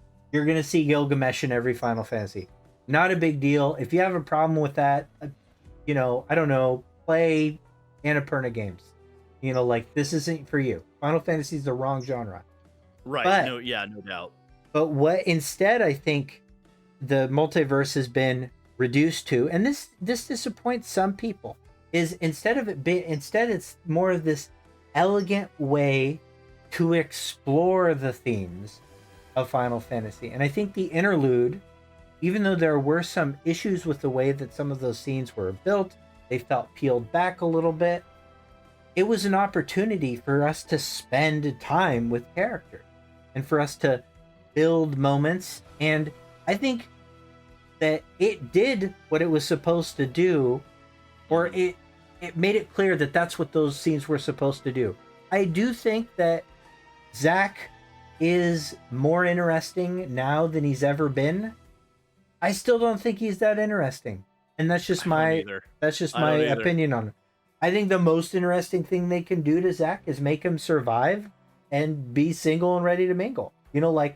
Like seeing what happens to that character in that scenario is much more interesting than anything he can do as like a live stream coupling for Aerith or whatever the fuck people want. Like, that's a more interesting thing for him to do. Or for him to be like the one that sacrifices himself so Aerith lives. That's more interesting for him to do than anything he does. There is risks associated with that, like it can screw up the rest of the narrative. I'm fully aware of that. I'm not on board with that. That's not what I'm saying. But what I am saying is that the multiverse is not used in this case as a break glass, let's try and just do whatever. Like, it is not a looming threat. Like, it's very clear that what's happening is that the Destiny's been broken because Sephiroth is trying to turn the live stream into something that's more consumable. He has made all these itinerant little worlds that he is consuming. We see him consume one in real time, turn it into despair. Aerith happened to find one to hide in, and have her little thing.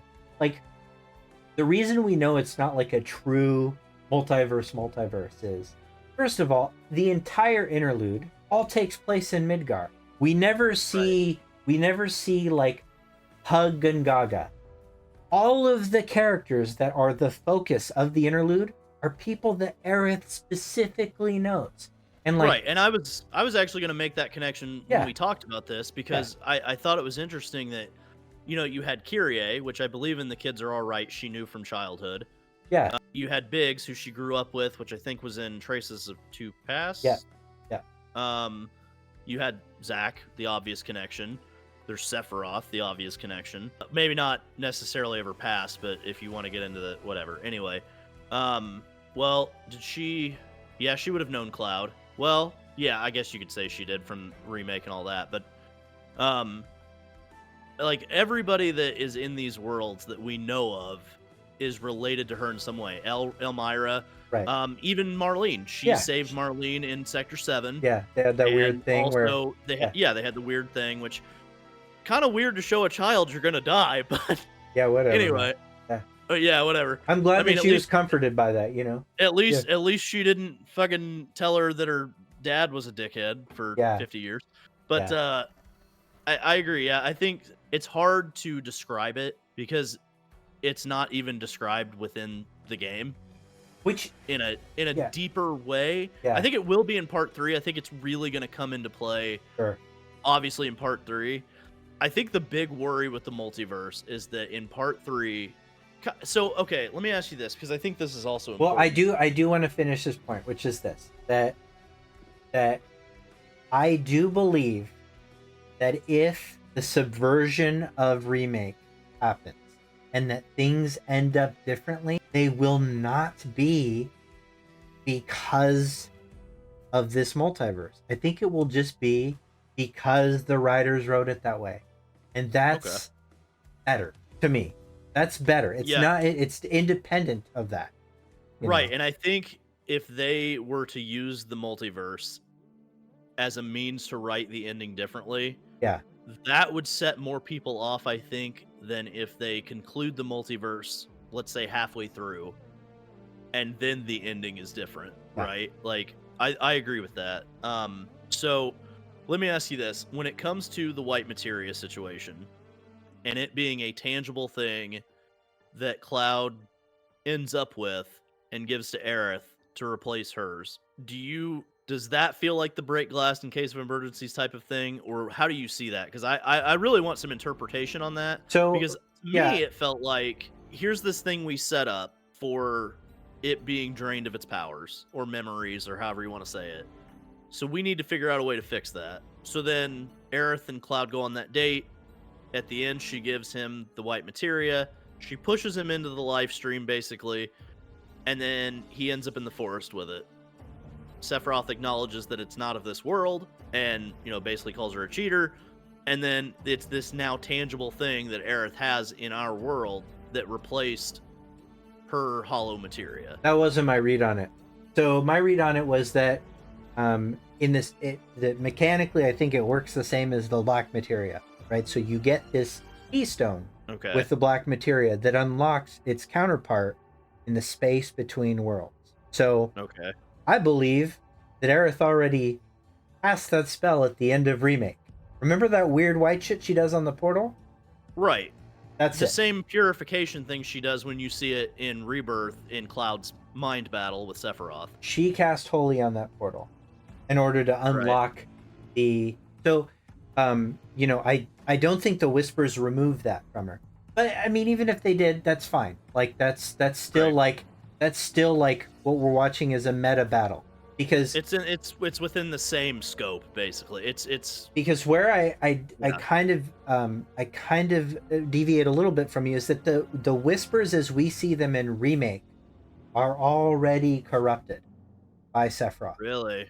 Because they look like robes. The robe design is intentional. All of the first time that we hear a voice come from one is Sephiroth. All of their attacks are attacks from different variations of Sephiroth in iterations of the, like, even Kingdom Hearts attacks, like, they are a homage to Sephiroth. Like, there's so much about their composition that is corruption.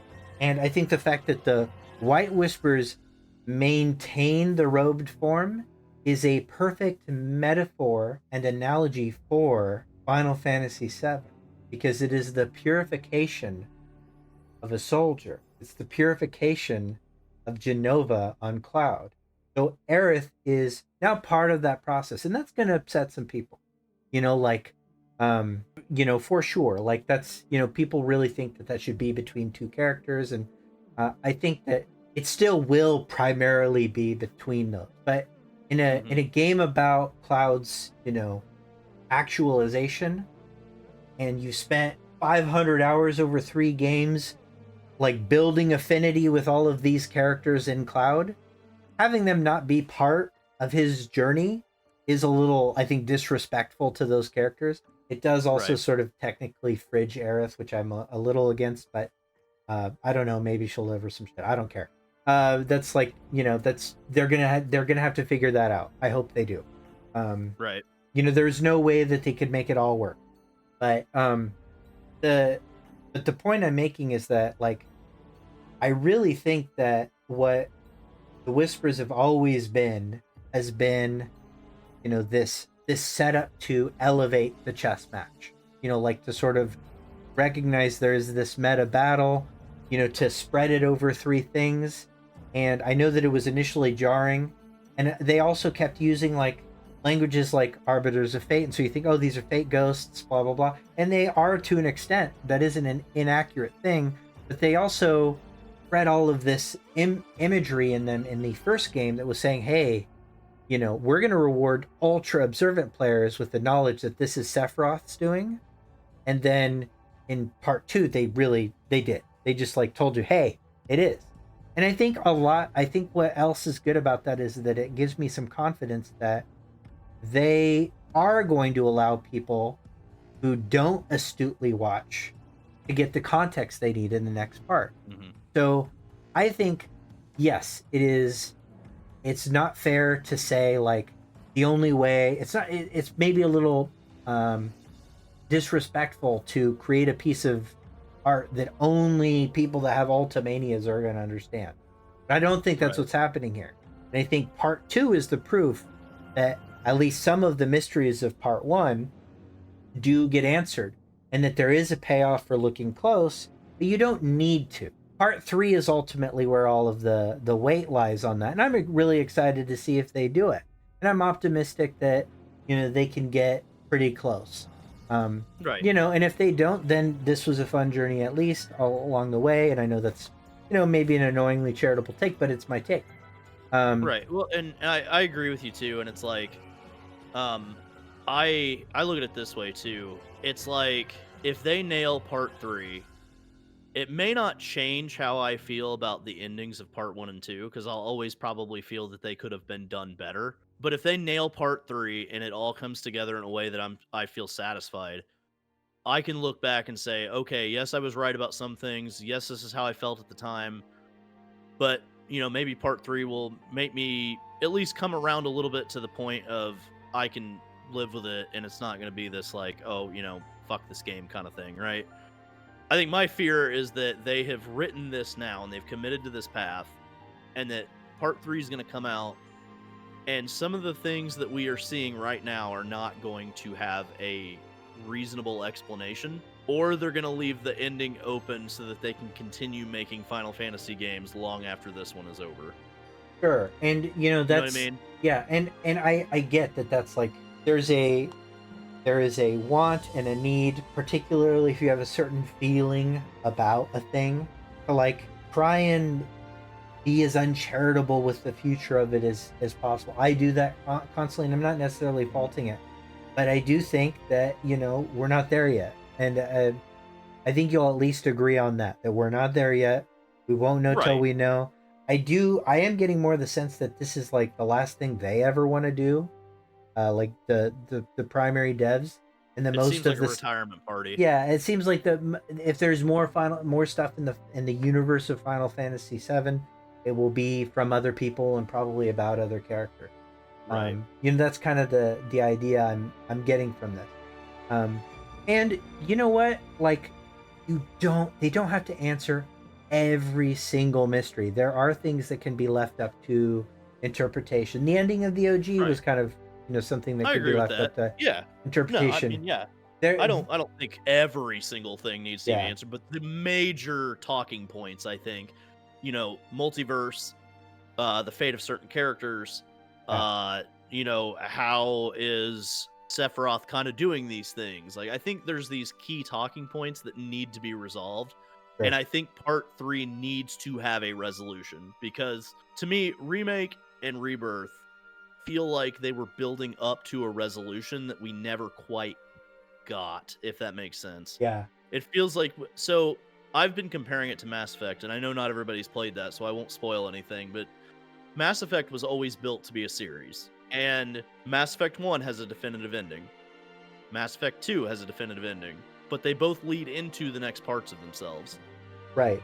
And so I think the problem I've had with these two endings is not necessarily, it's not all about what they've done. It's more so that I'm expected to, as the viewer, wait for this part because this part's really going to tell you what's going on, and then wait for the next part and that's going to tell you what's going on. It feels like we're being led on this. I am fucking stupid because I just realized this. They're leading you on the same goose chase that Sephiroth led you on. Yeah, man. I mean, It's basically you are it's Cloud. basically they're leading you on this goose chase, and they're not giving you the resolutions you desire, so that you go into the next part waiting for that resolution to happen.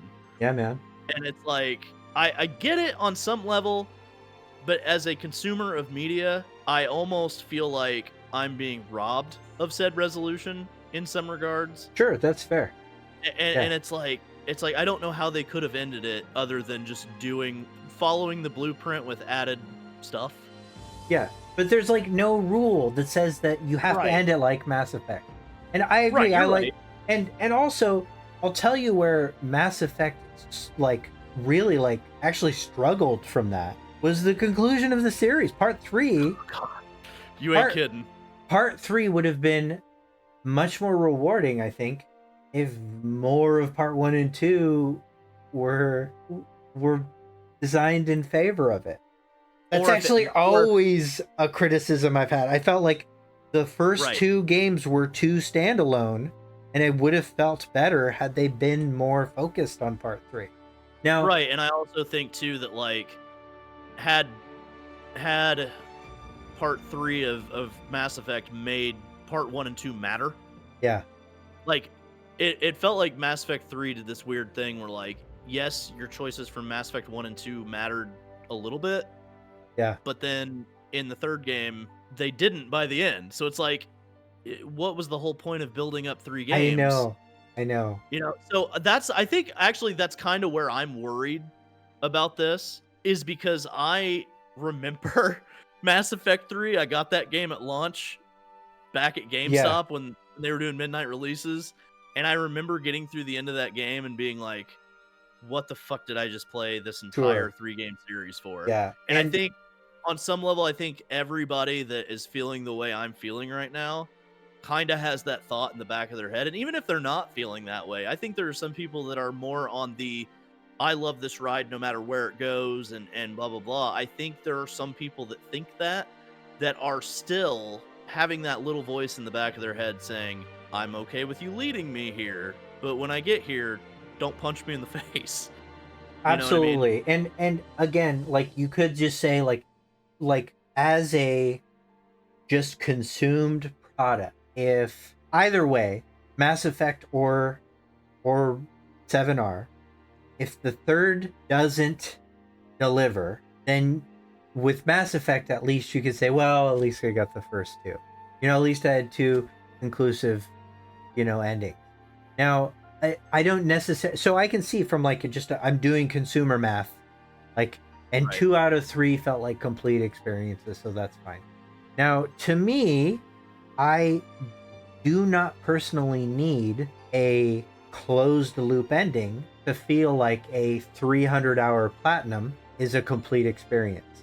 I feel like I've played enough Rebirth for like a while. Like, don't worry, streamers, stream the Twitch. I will still stream the whole game. He ain't going anywhere, folks. But like, I don't necessarily name that. But if you do, like, that's a completely valid point. And I think that there's still some strength. I know that I kind of use Mass Effect against you a little bit here in this, but I still think your point on it is valid. That like, hey, at least I got these 2, like conclusive, additions to, this anthology that felt good on a closed loop, and the third one just shit the bed.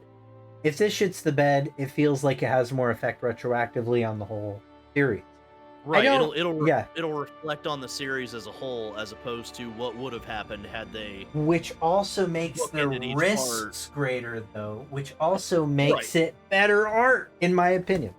Which also makes the reward that much greater if Yeah, it actually does pull it off. And yeah, I will even admit that. And I think yeah, the big thing of this whole chat tonight that we've had is that I think people, it's so funny, I have to tell this story. So before I finished, actually before I even started playing Rebirth on stream, yeah, um I had so many messages and I had so many tags on social media and I had friends texting me, and these people had either finished the game already, because I took a little while to finish it, had either finished the game already or had looked at the ending or whatever, and they were messaging me like they were almost walking on eggshells because they thought I was going to have a meltdown again. yeah, And on some aspect, on some level, I get that. Like, I 100% get that. I did not handle Remake that well, and admittedly, that's a character flaw for me that I tried to fix over the course of the last 4 years.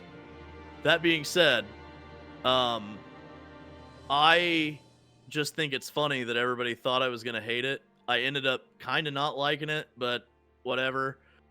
And it just, I think people thought I was gonna come into this chat with you and be the opposed direct opposite to you. So I'm yeah, glad that we did this chat tonight, not yeah. only for like just personally on a personal level, Sure. but also so that when people watch this, back on YouTube, or they've watched this tonight, that me and you, while it appears that we were on opposite ends of the spectrum, really we're just Final Fantasy VII fans, Yeah, and we have expectations, we have likes, we have dislikes, we have things we want to see, things we don't want to see, but at the end of the day, we can still come together. We can still come together and have a conversation, and by the time the conversation's over, we're not gonna want to choke each other. You know what I mean? Like, yeah.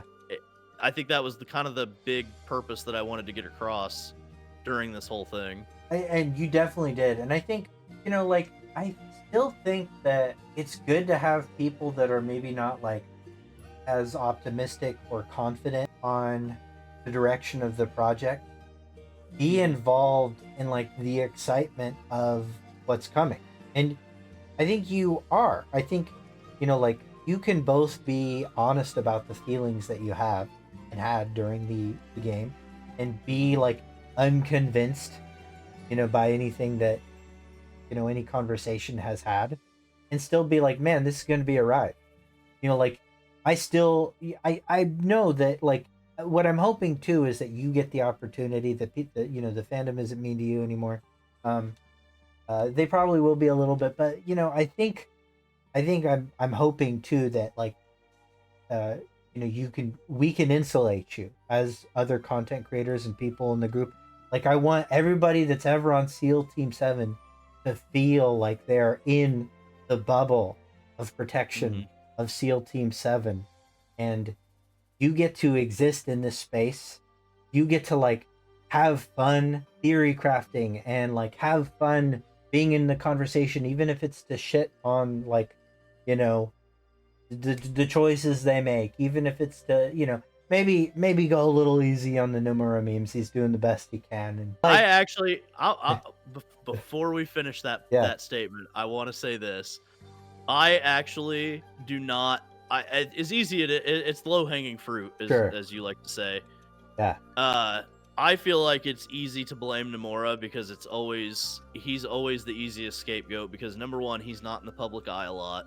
Yeah. Number two, he is the director of Remake and the creative director of Rebirth. Rebirth. Yeah. So he's the one that you're gonna look at and say he's got the final say, this is his fault. Yeah. Um but what people don't realize, and I think a lot of people just don't understand maybe how game development works, or even Japanese game development works, they're very much about rank. Yeah. And if Katase wants something, yeah, sure, Nomura can say, "Oh no, I don't want that," or Yeah. they can go back and forth. And I think Katase respects him enough to say, "Okay, we won't do that, but I want this done. This has to be done, right?" Right. And so I think it's easy for people to say, "Oh yeah, I've seen Kingdom Hearts, fucking Nomura, blah blah blah." Yeah. But I think at the end of the day, this is a team, Yeah. and everybody has say. Everybody has, a role to play. And I think if you're gonna place blame on anybody, if you're gonna blame anybody, because I mean, if blaming is what you need to do to whatever, that's fine, I guess. But I think you need to look at how the design team works. And Katase is just as much responsible as Nomura. Nomura is just as responsible as Toriyama. And Toriyama is just as responsible as Hamaguchi. So to do all this dog piling on Nomura is easy, but it's not necessarily the way you should go about things. Yeah, and let's be real. Like, if you got a chance to meet Nomura, would you not shit your pants? Like, I would be Fuck so yeah. stoked. Dude, I want to meet that guy so bad. Are you kidding? Dude, same. I mean, it's Yeah. not like I fucking want to. It's not like I'm like been waiting my whole life to just punch the guy in the face. No, I don't necessarily agree with his artistic direction. Sometimes. But Sometimes, right? There are things that I like, but yeah, I don't. I'm not gonna sit there anymore. And I used to do it, so I will admit I fully used to be on the Nomura hate train. I'll put that out there. yeah. But I don't feel like it's not his fault for everything you don't like. I think it's easy to blame him, but it's not the correct way. Yeah, and art is hard. It's like really hard. So like no artist always hits all the time. And I think Right. like I mean he's had a legendary effect on like the world. He's a really important person. So I do think it is easy to scapegoat stuff, but the point I'm making though is that like, I want you to be able to like engage in, criticism of the game moving forward, but also still like feel some excitement about it. And I try and make, this group a safe space to do that with, and so you've been, one of the members I've tried to get on this team for a long time, because I think it's, you do have valuable things to say. And you did, just like very astutely prove why Rebirth is the game of the year, like in real time to me. And so like I'll forever be grateful for you to that. But on a serious note, like, this is the kind of stuff that I think, even if like part 3 is a total dumpster fire, like this is a great experience being able to sit, talk with you, have love with other people. Like that's what I want to do on this podcast. And so I really appreciate you being here and like being vulnerable with us and exposing all the stuff that you've got to go through, and like showing your growth, because you and I have both grown a lot, in regards to this topic over the last 4 years. And so I can't thank you enough for being here, really. Well, and I appreciate being here too, and I appreciate the invite and everything. And it's like, we were talking about growth, and it's like, I think it's probably because, not to get too sappy, but it's probably because after I had my son and I stopped doing YouTube and stuff, I kind of realized what was important. Yeah. And I think like the connections you make on a positive level are more important than paying attention to all the external bullshit. Yeah. Getting harassed for your opinion is something you're going to do every day of your life. It's just putting it on social media is to a grander scale. Right. And I don't mind using the block button liberally. And sometimes you have to. And it's like, you have to realize that social media is, by its nature, just not a great place for your mental health. But if you use it in the right ways to connect with your friends and connect with like-minded people, and, like us, we talk on Twitter and stuff like that. We, joke on each other's posts or whatever, and we've become friends over the years. And I value the people that I've met and made these connections with more than I ever will dealing with shitty comments or anything like that. Like, absolutely. I think it's really good for people to come together in a healthy way, and I think internet culture has pushed that to the side in favor of shock factor and using people to get ahead and everything else. And I think that's what's great about this is that we're not doing that. Like, we're having a chat because we're friends, and we're having a chat because we both like Final Fantasy VII. And I think that's what really matters. Agreed. Okay, so I think we've covered all the important stuff. So what would you say your final rating of Rebirth was? I would give it a 9 out of 10. A good game. It is a really fucking good game, man. Combat's phenomenal. Music is fantastic, except maybe in the last quarter, like last minuscule fraction of the game, where I thought some artistic choices were a little weird. The characters. I cannot stress enough how good the characters are. Their relationships with each other, how they have each other's backs, and all of that. Like, I really love it. I think the downfalls for me that drop it from a 10 would probably have to be how some of the like stronger moments get undercut almost immediately after they happen. Dying was a big one for me. That was a big that was a big downfall. Chapter 11 with Nibelheim. Nibelheim is one of my favorite places in the original game from a flashback standpoint and from the return visit. And that really disappointed me. And then obviously I think for me, I'd have to dock points for the ending, but overall experience, 9 out of 10. Junon was fucking awesome. Cosmo Canyon was awesome. Gi Tribe was awesome. I loved the exploration in most places except Gungaga and Cosmo Canyon. But overall, I'm gonna have to say 9 out of 10. That's my final score. That's the one I'm sticking with. That's a great score. And I'll tell you my score. So my score was like without my faults, like without like chapter 11, pretty much all, like we'll say 90% of chapter 11. We'll say music choices in 14, the atrocity of the dying scene, kind of some of the pacing issues in the first 4 chapters, we'll say. My score before that was 20 out of 10. So we docked that down to 15 out of 10. Because I really do think that all of my favorite stuff generally has flaws. Yeah. I think a good example for me, like when I look at a game that's like got no flaws, I can't think of a bad thing about a game.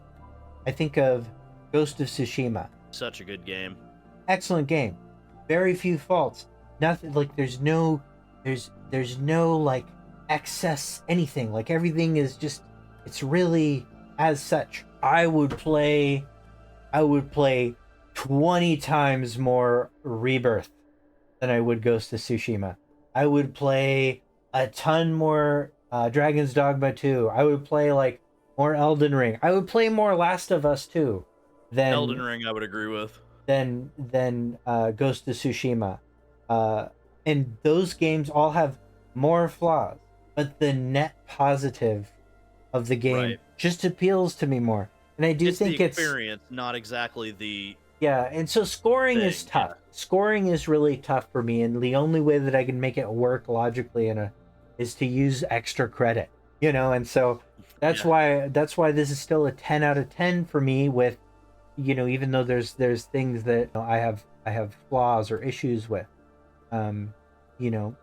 is because the net positive is so high that it elevates that score higher for me. And so I really do think that this was I had a ton of expectations for this game, and I think just as much as me that like being a super fan is not necessarily mean that you're going to be more charitable. It's actually it's probably harder to be charitable than it is. Like, I agree. It's much harder to defeat negative bias than it is to defeat positive bias. Positive bias is really easy to defeat too, but like negative bias is really hard to overcome. And I had a lot of negative biases coming into the Remake project overall. But there's a ton of there's plenty of studies that show that it's harder to defeat a negative bias. Plus, racism still exists, so that should let you know.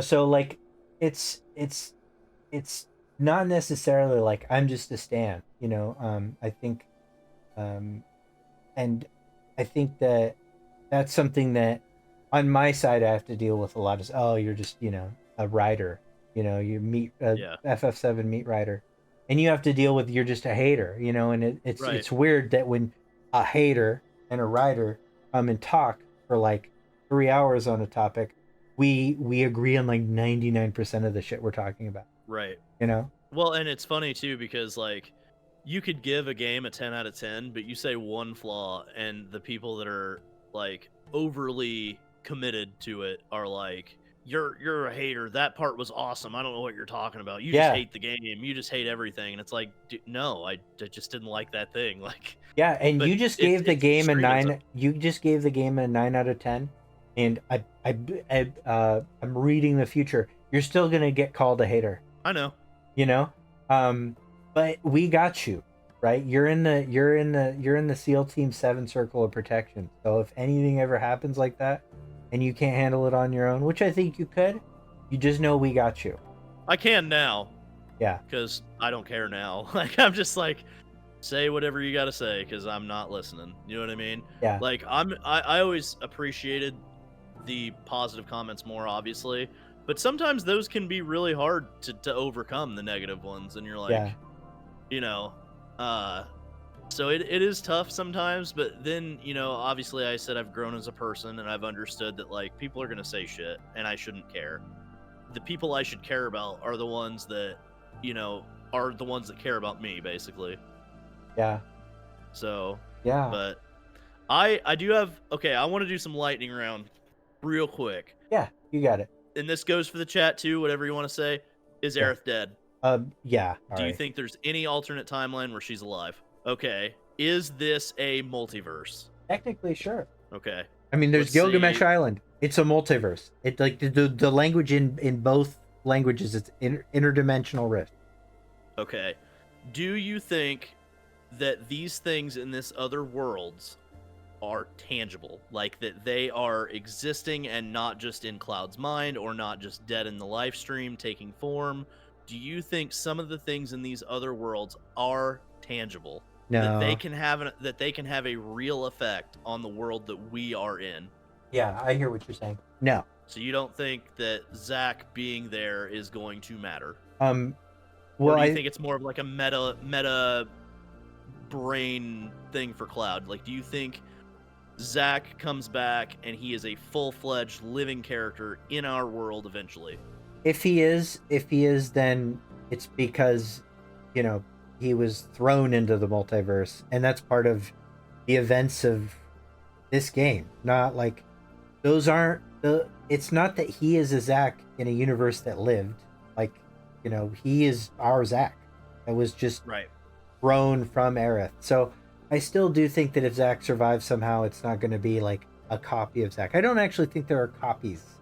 Or well, yeah. I'm not Yeah. saying like a copy. I mean, Yeah. like if you were to say that he is alive, that he did not ever die, and this is the Zach, the one and only, and he was thrown from our reality or however you want to explain it, that if Mhm. he comes back to our reality, he is a tangible being. Yeah, I do agree with that. Okay. I think that what I'm talking about though is, just to be clear, the interlude, like the interlude is I know there's a bunch of dog breeds in there. I don't think the interlude is a tangible place.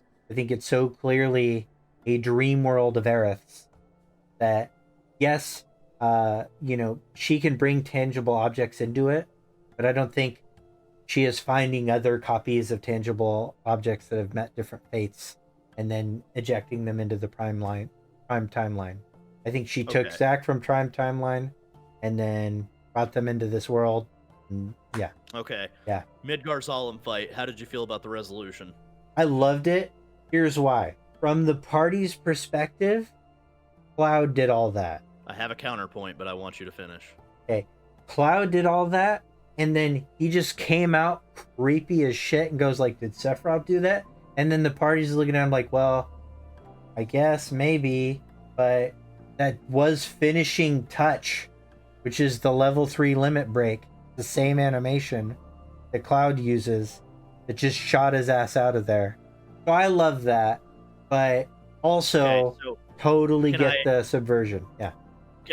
okay, so my counterpoint to that, and Yeah.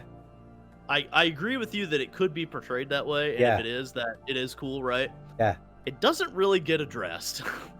It's like immediately after that scene, it's business as usual, Yeah. Yeah.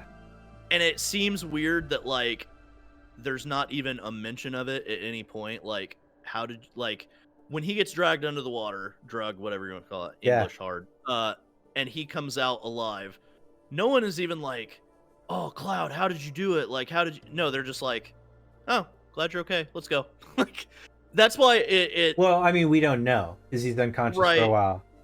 So they could have right, been but it talking about it and be like, "Hey, how do we act towards this guy?" Well, he may have just killed the Zolam, so let's pretend like nothing's weird, so we don't die. right. Right. It's kind of like they just glossed over it, and Yeah, that's when that's they fine. expand on Yeah. stuff. You know what I mean? Yeah. Like when they expand on stuff, there's things that I expect them to expand on, and then they Sure. just gloss over it like it's just business as usual. Yeah. The other funny thing about that scene that bothers me, and this is gonna sound like a weird bitch, so I'm sorry, chat. I'm not a hater, I promise. Yeah. But it's immediately when they get in the mine, and Aerith is like talking about monsters or something, Uh-huh. or Cloud points out that I don't remember who points it out, but somebody says something about monsters in the mine, and Cloud says, "Oh, it's no big deal" or something like that. And then Aerith and Tifa are both like, "Well, of course it's not a big deal to you. You fight, the worst of the worst for a living." And I'm thinking like there was a disconnect there for me because I'm like, you guys just fought Sephiroth in an interdimensional portal. You just fought a giant Midgar Zalem, and you killed the physical embodiment of fate in an interdimensional portal. Oh yeah.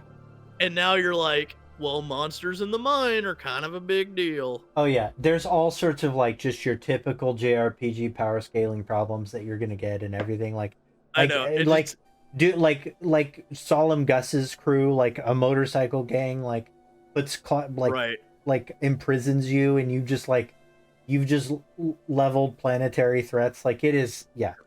Yeah. It's just, Yeah. it's really jarring to me that Yeah. immediately after a scene as cool as the Zalem scene was, or the fight itself actually, that immediately after, they just completely disregard the fact that they just did all that. Like, not even in their time, probably like hours worth or a day worth or something like that of time that has passed. It just cracks me up. It's not like a major bitch or anything. Yeah. It's just a funny thing that I noticed that made me laugh. Um, I see okay, a chat favorite. question. I see a Okay. chat question. Why does Livestream and White Whispers erupt from Genova Lifeklinger when you defeat her? Well, I think it's because Genova Lifeklinger is consuming Livestream. Like that's her food, and the universes that are, or the worlds that are being consumed by Sephiroth, which we see like in the scene right before, do have that rainbow effect too. Because it's not just like neutral live stream that's getting like it's a war between white and black. It's cosmos and chaos. It's Final Fantasy. So there's gonna be some of the undigested food in there when you break Genova Lifeklinger apart. That's my answer. You agree? Yeah, I would say that's All right. yeah. I mean, if you're going that route, yeah, I mean, I would agree with that. Yeah. Okay. So, all right. Well, what location in part 3 are you most looking forward to? That's left anyway, not the ones that we've already seen that might be rehashed. I hope we get Mediel still, but I don't know why we I don't know why we wouldn't if well, it's because it feels like you're because they moved the Temple of the Ancients to the northern continent. Ooh, yeah. That the thing that we're gonna see in the southern continent. I think you know where I'm going with this. I might. What's in the southern continent has some apples. Oh god. So I am afraid that they are gonna. I do want to go see Benora, and I do want to see Rador from Ever Crisis. Right. And we're probably gonna fucking see that shit since we totally went like. Glenn was unforgivable. Well, that's because fuck Glenn. Yeah, and if he ends up being the dad, that sucks. But they are dude. leaning into You that. know, it's funny. I came up with this fucking weird, not really theory, but Yeah.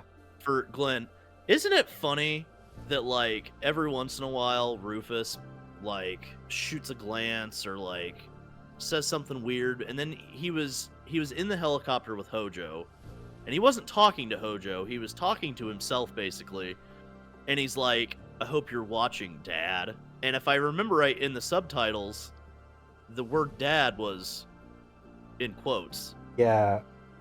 I thought that was really weird. And then Glenn is in that scene with Rufus at the end, Glenroth. and he's flipping back and forth between Glenn and Sephiroth. Yeah. That like there's almost an emotional connection there. Yeah. And it's so weird to me because like I don't buy into that he's Cloud's dad, but I feel like he's related to Rufus in some way. Yeah, maybe. It's hard to say. So I'm not sure how up on Ever Crisis lore you are either, but like I'm not. one of the things is it's like, so they spoiled Ever Crisis's plot a little bit, which like we don't know the end of Glenn's arc yet, but they show Rufus shooting him in the back. Right, like, and then they show that in yeah. Rebirth. Well, no, they only show it in Rebirth. We have no. If you play Ever Crisis, you have no idea that Glenn is dead, and then he got shot in the back by Rufus. And so, but what you do know is that like Sephiroth and Glenn have like a really kind of tender relationship. Like Glenn loves him. Like it's like he goes and helps him find a picture of his mom. It's kind of, so it's like, is Sephiroth haunting Rufus with somebody he loves that was killed? And that's a weird characterization. I don't hate that, but also then he like does the double entendre father lines, and like technically it's possible that Glenn like lost his memory or some shit and they could Deus Ex. There's no good way. I'll say that I am very skeptical.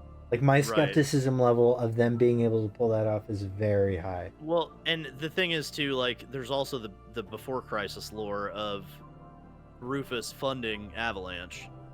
And so you're like, how is that going to play in the fact that we pretty much know that Viceroy Saruf is Rufus? I mean, it's obvious as hell. Not particularly subtle, yeah.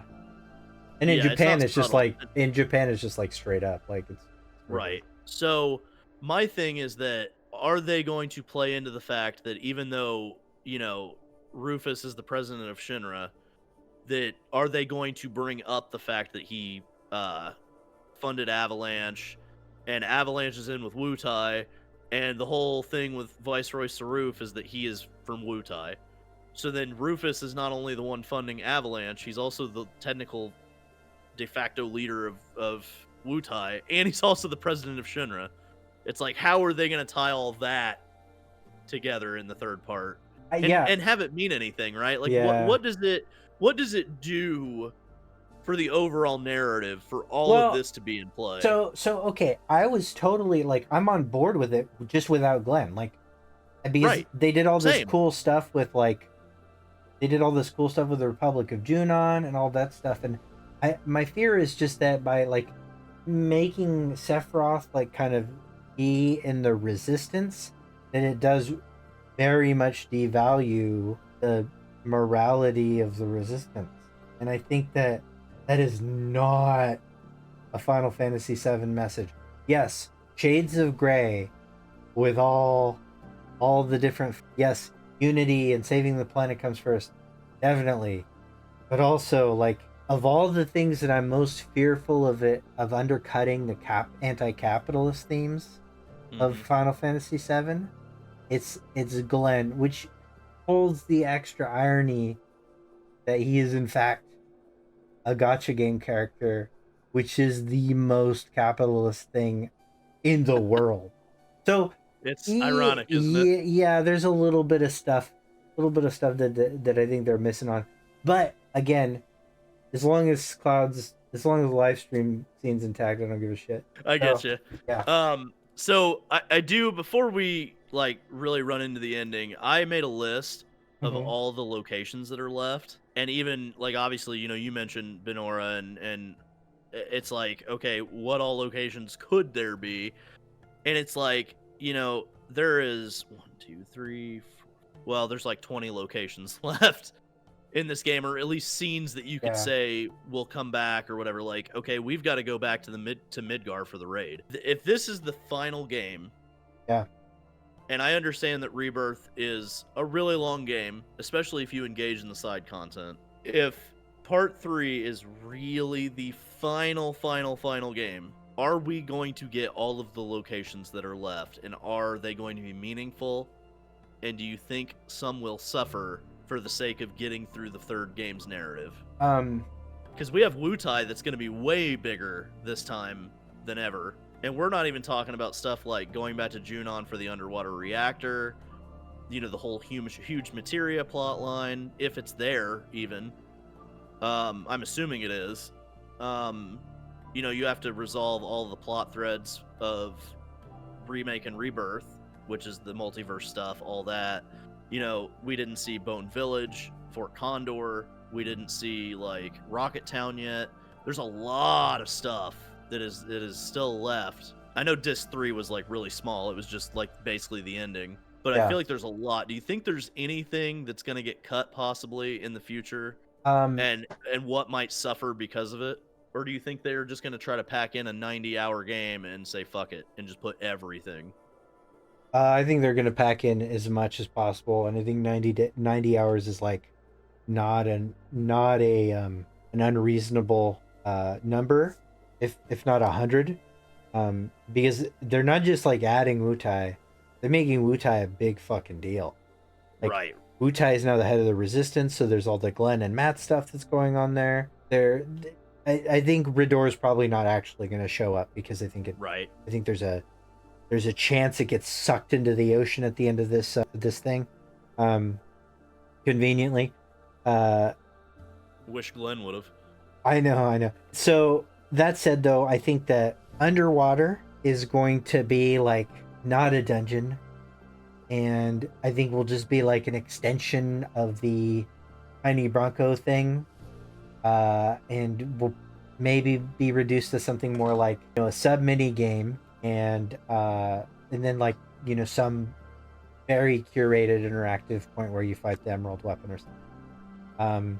I think that I think Bone Village might be very insular and kind of you know, maybe like part of a bigger area in the way that, like, say, Crow's Nest is. But I feel like, I can see that. I feel like Bone Village is going to be like a Crow's Nest sort of thing.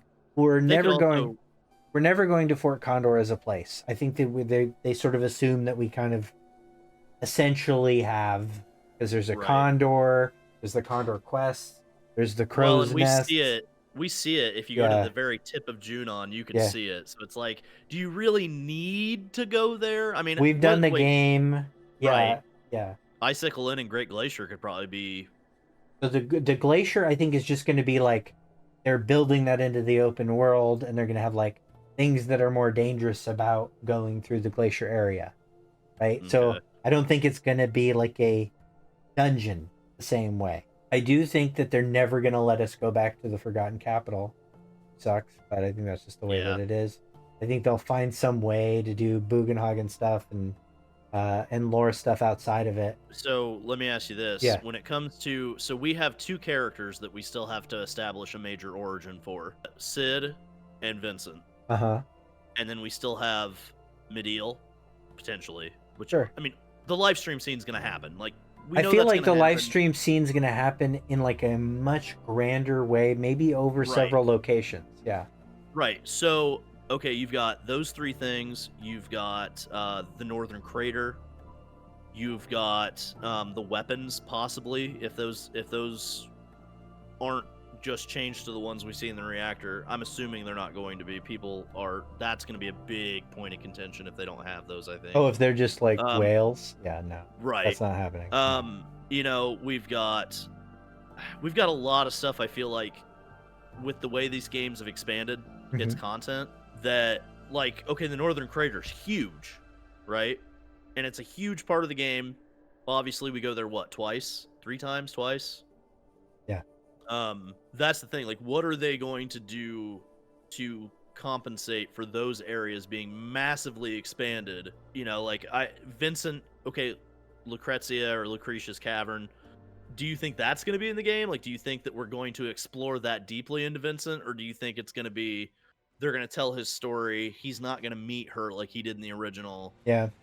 And then it's just going to be like, you know, the Great White Buffalo for Vincent. I don't think we're going back to a lot of the locations we were in here.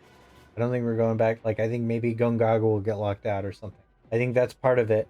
I do think that we're probably going to the cave. We're probably going to do, like, Lucrezia cave stuff, but not in a, like, open world travel-y sort of way. Mm-hmm. You know, maybe we'll see it in, like, a cutscene, like the crater type cave thing, which was a really cool thing to look at. And they also talked about, you know, that they've already kind of trying to design the world map around the Highwind already. So that is a thing. I think in true Final Fantasy fashion, that there is absolutely no way you can, for even 1 minute, believe them if they ever say to you, and I love the devs. This is not me calling them evil or wrong. They're just products of their employment structure. If they tell you there's no DLC, they're lying to you. Yeah, 100%. If they say, like, right before, we have no plans for a DLC, it means the DLC's been, like, in production for a year. Like, yeah, there's no way the DLC, like 16 is such a good example of that. Oh, I don't think we're gonna do DLC. And then, like, there's these weird doors that lead nowhere that all of a sudden lead somewhere after the DLC. Like, come on, bro. Like, come on. You know, like, we know. So I do think that DLC is sadly, but also, like, excitingly, going to be a reason that we will get to skip some of the character building stuff. Now, I think Vincent is the most likely thing to do that with, because we're in this position with Sid where he's got nothing, and he's got a town that he still has to go to. We still have to decide how they're going to handle abusive relationship with Shara, and we got to go to space. Like, space is sort of a big deal. And at one point, he controls the party. Like, he's your POV character. So, yeah, it's weird. Now, where I think they're going to heavily restructure this is, I do think that how the party gets, like, maybe on the chopping block with Shinra and all that, I think that's going to be massively restructured in a way that maybe cuts down some of the real estate. You mean after the Northern Crater, when the media summers and you get you're in the gas chamber with Scarlet, right? And stuff. So the Sister Ray stuff. Yeah, the slap fight. Yeah. Yeah. You don't see? Do you think it'll be there?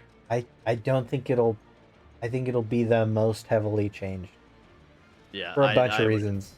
Like, I would have to agree with that. They've spent all this time, like, making Scarlet more of an enemy to, like, Yuffie than Tifa and Barrett. Like, slap fights are kind of, like, disrespectful to, like, a character as beastly as Tifa, who's just like, I agree, the best martial artist in the world, and she's in a slap fight. That's suspension not of disbelief. Cool. It's and it is. I don't think that would age well, and I don't think it's appropriate. But yeah, it is funny because, like, I think there are certain moments where you have to just realize, like, they're not gonna work, you know. And I understood that in Remake and Rebirth too. Like, so yeah, I think the slap fight, while everybody's gonna meme the hell out of it, and yeah, people are gonna be like, oh yeah, it should totally be there. It's probably not. I think to your point about Sid, and I made this point on stream the other night, and I think I still hold to this. As sanitized as some of the moments in Remake have been, or Rebirth have been, I don't think the devs will take the risk of accidentally portraying Sid in a way that will, in the modern age, translate poorly. I don't think they're going to want to take that risk, because this is, I understand that like this is a band of desperados and not every character is good, necessarily a great guy, you know. Uh-huh. But he at the end of the day, he is cherished and he is loved as a hero. He is crass, he is crude. He does tell you to sit down and drink your goddamn tea, but I really think they're gonna sanitize Sid. I mean, Yeah. he doesn't smoke. They've already added the lore of him knowing Ifalna, Yeah. and he's very, very, very helpful with Aerith, like almost like a daughter. And so I just really kind of feel like it's not gonna go the way people think it is, and I think people need to be prepared for some of his characterization to go a little bit out the window. I think they can still do it, but it's not going to be as crazy, because back then it was just blocky pixel characters, and now we're Yeah. seeing fully realized 3D models, and you're not going to have Sid verbally domestically abusing Shira in the modern age and having it work, and having Square Enix be confident enough in that portrayal. Then 20 minutes later, when Sid is the hero again and everything else, that you're gonna you know, do you know what I mean? I do, and they have to, and they should. Okay, so this is going to be unpopular opinion. There are times and place where I think it's important to honestly like portray a thing.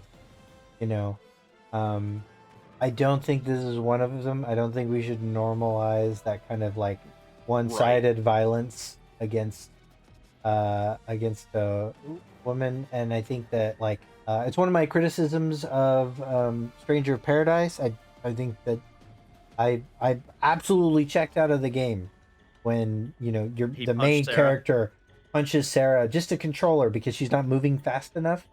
I'm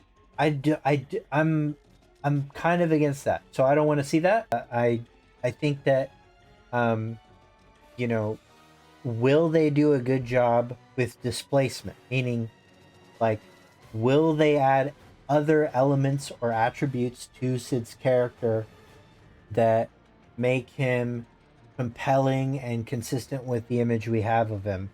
And you know, I don't have any degree of confidence that they will or won't at this point. I don't know, because we saw so little of them, of him, you know, in this game. He was Uber, you know, as people have said.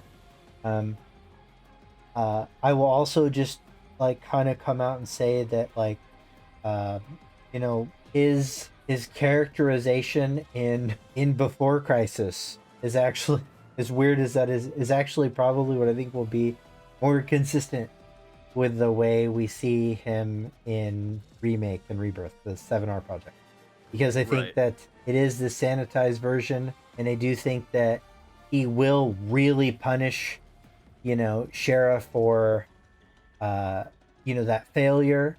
And I do think that they might fumble the bag a little bit there, but there will not be like that straight up level of abuse. And I think that's fine. I would 100% agree with that. And I don't think like where I'm coming from is not a state of preservation. It's more so replacing it in a way that it feels still in line with what his characterization was supposed to be. It was supposed to be like, you know, I'm doing this, and then I realize like I regret what I did because she really isn't at fault. I love her. You know, why am I being this way? Blah, blah, blah. It's about him, like, coming to terms with losing his dreams and also realizing that there's more important things, like his relationship with her and becoming a better man and everything else. There's a way that they could do it without outright the depiction that was originally there. I feel like they could do it and replace it in a way that still gets the message across. I think exactly. And I'm also gonna be honest about something. I like Sid's like aesthetic and I like his theme, but he's not actually that compelling of a character. The only thing that's compelling is like this redemption arc. So he is one of those characters entirely defined by like a change in relationship towards somebody in the OG. And I do think that if he's to get 7R treatment, which is only done things to make characters more interesting and more deep. Like, even though I didn't like the Kate Sith portion of the Shinra Manor, I love Kate Sith. Like, Kate Sith is like Really good. everybody likes Kate Sith now. Oh my god, I just admitted that in public. You know, like, and so I think they can make a full compelling character out of Sid, but they could never have done that if the only thing about Sid is the fact that he goes to this flight transformation and treats with what happens to like also be able to fly. Like I think there's got to be more to Sid than what was in the OG for him to be compelling in the first place. Right, So, and I agree with that. I 100% agree with that. I think it's kind of like Yuffie. Like, Yuffie is compelling, but not really until you get to Wutai. Yeah. And see all of that. And then, like, you know, Sid's obvious redemption arc and stuff like that. But the character I am the most excited to see an expansion on, Vincent. Yeah. He is one of my favorites because I was an edgy teen. Yeah. And I hated Dirge, just to clarify. I fucking hated that game. Sure. Which was even more disappointing because I love Vincent. Right. But I love the idea that a character like Vincent exists in this world because I feel like he fits in even though he looks like he shouldn't. Right. Like, yeah. He looks like he should not, he should be this weird fucking vampire character that everybody's like, well, who's this fucking guy? But he oddly fits, and it's I like him so much because I like the idea that it's totally a rom-com plot line, but the fact that he loved this woman, she loved him, but she loved science also. Yeah. And then he is basically torn between he could have stopped all this from happening years ago and didn't, and now he has to live with that guilt. Yeah. And now him joining the party is him attempting to redeem himself and stop Sephiroth once and for all. And obviously when, you know, you go to Midgar again and you fight Hojo, that moment in Remake is going to hit, or whatever, is going to hit so hard because we're going to get that characterization for Vincent even deeper than we did in the original, I hope. What did you think of Vincent in this, by the way? It's kind of like Sid. You didn't really get enough of him to whatever, but I liked him. I think Matt Mercer did a phenomenal job as Vincent. Yeah. I think Vincent works because he's kind of that sage character that I thought Bugenhagen was going to be. Yeah. Vincent almost comes off as like the guy that's going to explain more to you as the story goes on in part 3 than they did with Bugenhagen this time. So I don't know. I think Vincent's good. I wish we'd have gotten a little bit more of him. I loved his Queen's Blood appearance. It was great. And I'm glad that they actually added more of him into it, even if it was side content. But yeah, he is probably one of the most exciting things for me about part 3. So don't get mad, but I think the best thing about Vincent for me was that he was a little fucking goofy, man. Like, the Queen's Blood shit was hilarious to me. Yeah, no. And yeah, then like totally. And then like him like having a weird past with Dio. Like, you're like, what? Like when you're on your way to the Gold Saucer, he's like, been around for a while. Like, I love the weird, like, I'm a weird old dude vibe that he's given. It's super goofy, and I kind of love it. But I'm going to tell you that I think what I am more interested in out of Vincent and what I'm more hopeful is like a legitimate exploration of Lucrezia. Because it stands, like, you know, Eyes on B, who's a friend of the show, and I think one of the best content creators for Final Fantasy VII, and one of the best theory crafters. And if you're not tuned into her content, please be. She had you know, kind of asked for my help to make this. She makes these women of Final Fantasy videos, and she made one about Lucrezia, and we had to, like, she's like, I'm trying to make this video. It's really hard, and it is. It's like super hard. And there's a game where she's like in 20 cutscenes in Dirge of Cerberus. And like her reasoning is paper thin. It is incredibly flimsy, like that she even exists. And it's okay to have characters that like kind of suck, like we've been talking about, like the real shitty thing, and for them to be allowed to feel guilt and that to be explored. But, like, they don't really do that. Like, it's just like Yeah. it's so paper thin. And what I liked about Queen's Blood is it sort of made an implication in my mind that the Emerald Queen is a Higher. reference Yep. to Lucrezia, and the Shadow Blood Queen is Genova. Right? I thought that was cool. Like, so like, is Lucrezia going to have some like, interesting lore? And again, like, one of these things, one of these big things, gotta make it into DLC. I think that's got the highest likelihood. I guess they could do Sid, but that seems like, Yeah, it seems kind of pointless when you got yeah, literally a whole arc for him that you could just do. yeah, So it's funny that you say that about Lucrezia, because I think, as much as I didn't like the emotional impact I didn't feel for the Aerith scene, I think when it comes to Lucrezia, this is a character that they have a chance to really drive home the fact that this is the real mother of Sephiroth.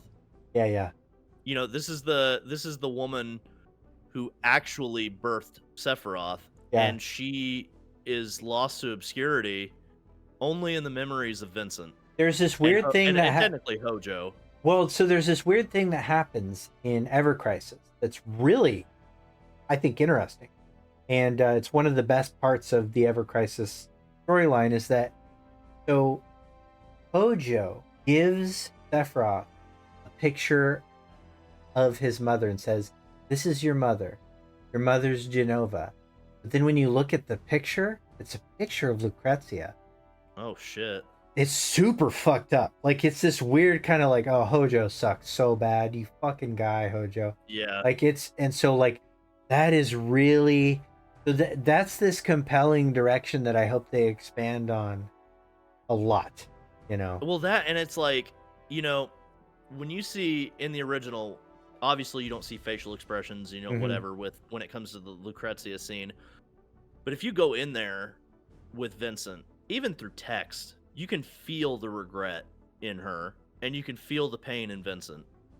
Yeah, Can you imagine what that scene is going to be like if it's in the game, where Vincent goes into that cave and he sees her, and then all of these horrible memories come floating back to him, but he also remembers like the scenes of them together when he was just a Turk. yeah, And it's like he's gonna have all of these fucking emotions that you're not gonna be used to seeing from him. And then, like, the fact that she even says something about like, oh, what happened to Sephiroth or whatever, and he has to lie to her. yeah, The pain that you're gonna see and actually hear from Matt Mercer. That's probably the yeah, most thing I'm excited for, is hearing Matt Mercer bring Vincent's pain to life yeah. in Which he that definitely scene, can. Yeah, which he definitely can, when Vincent has to make that lie to her about Sephiroth. And I cannot fucking wait, dude. I hope that that scene is in there. I hope that they put it in there. And yeah. I Me feel like too. if they're gonna go with Vincent's backstory, they almost have to hear that, or they almost have to put that in there. Yeah, yeah. I agree. So, well, in true SEAL Team 7 fashion, we went way over, but Yeah, it's been a really good conversation. And so, I'm gonna let you give some final thoughts, say goodbye, and then we will call it. And thank you very much, everybody in chat that's been supportive, and YouTube, if you've listened this whole time, really appreciate it. I think this is gonna be great. I So, agree. I shoot just us want to out. say, I just want to say thank you for having me on the show. I really appreciate the opportunity. This has been great. I've had a lot of fun. I feel like we've really made some connections tonight on some things, and we've even furthered our friendship a lot. And I Absolutely. just want to say thanks to everybody in chat that was awesome tonight. I feel like there might have been some people that came in here thinking that I was going to be a certain way about it, and hopefully I changed some perceptions of me, and hopefully I changed some minds tonight. Me too. Like I said, I just want to thank the chat and everybody for being awesome. Um, this was a great conversation. I'm glad we could get the chat involved. Glad we could talk about a lot of things that we loved about the game, things that we agree on critically, and the things that we are, even despite my feelings about the ending, excited for Yeah. in the next part. So again, thank you all. I love you all very much, and here we go.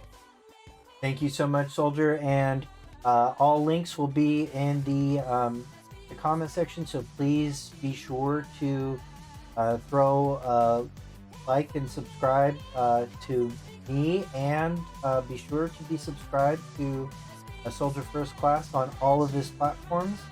I think there's going to be a lot of good content over the next years, coming from all of us. So with that, goodbye, YouTube.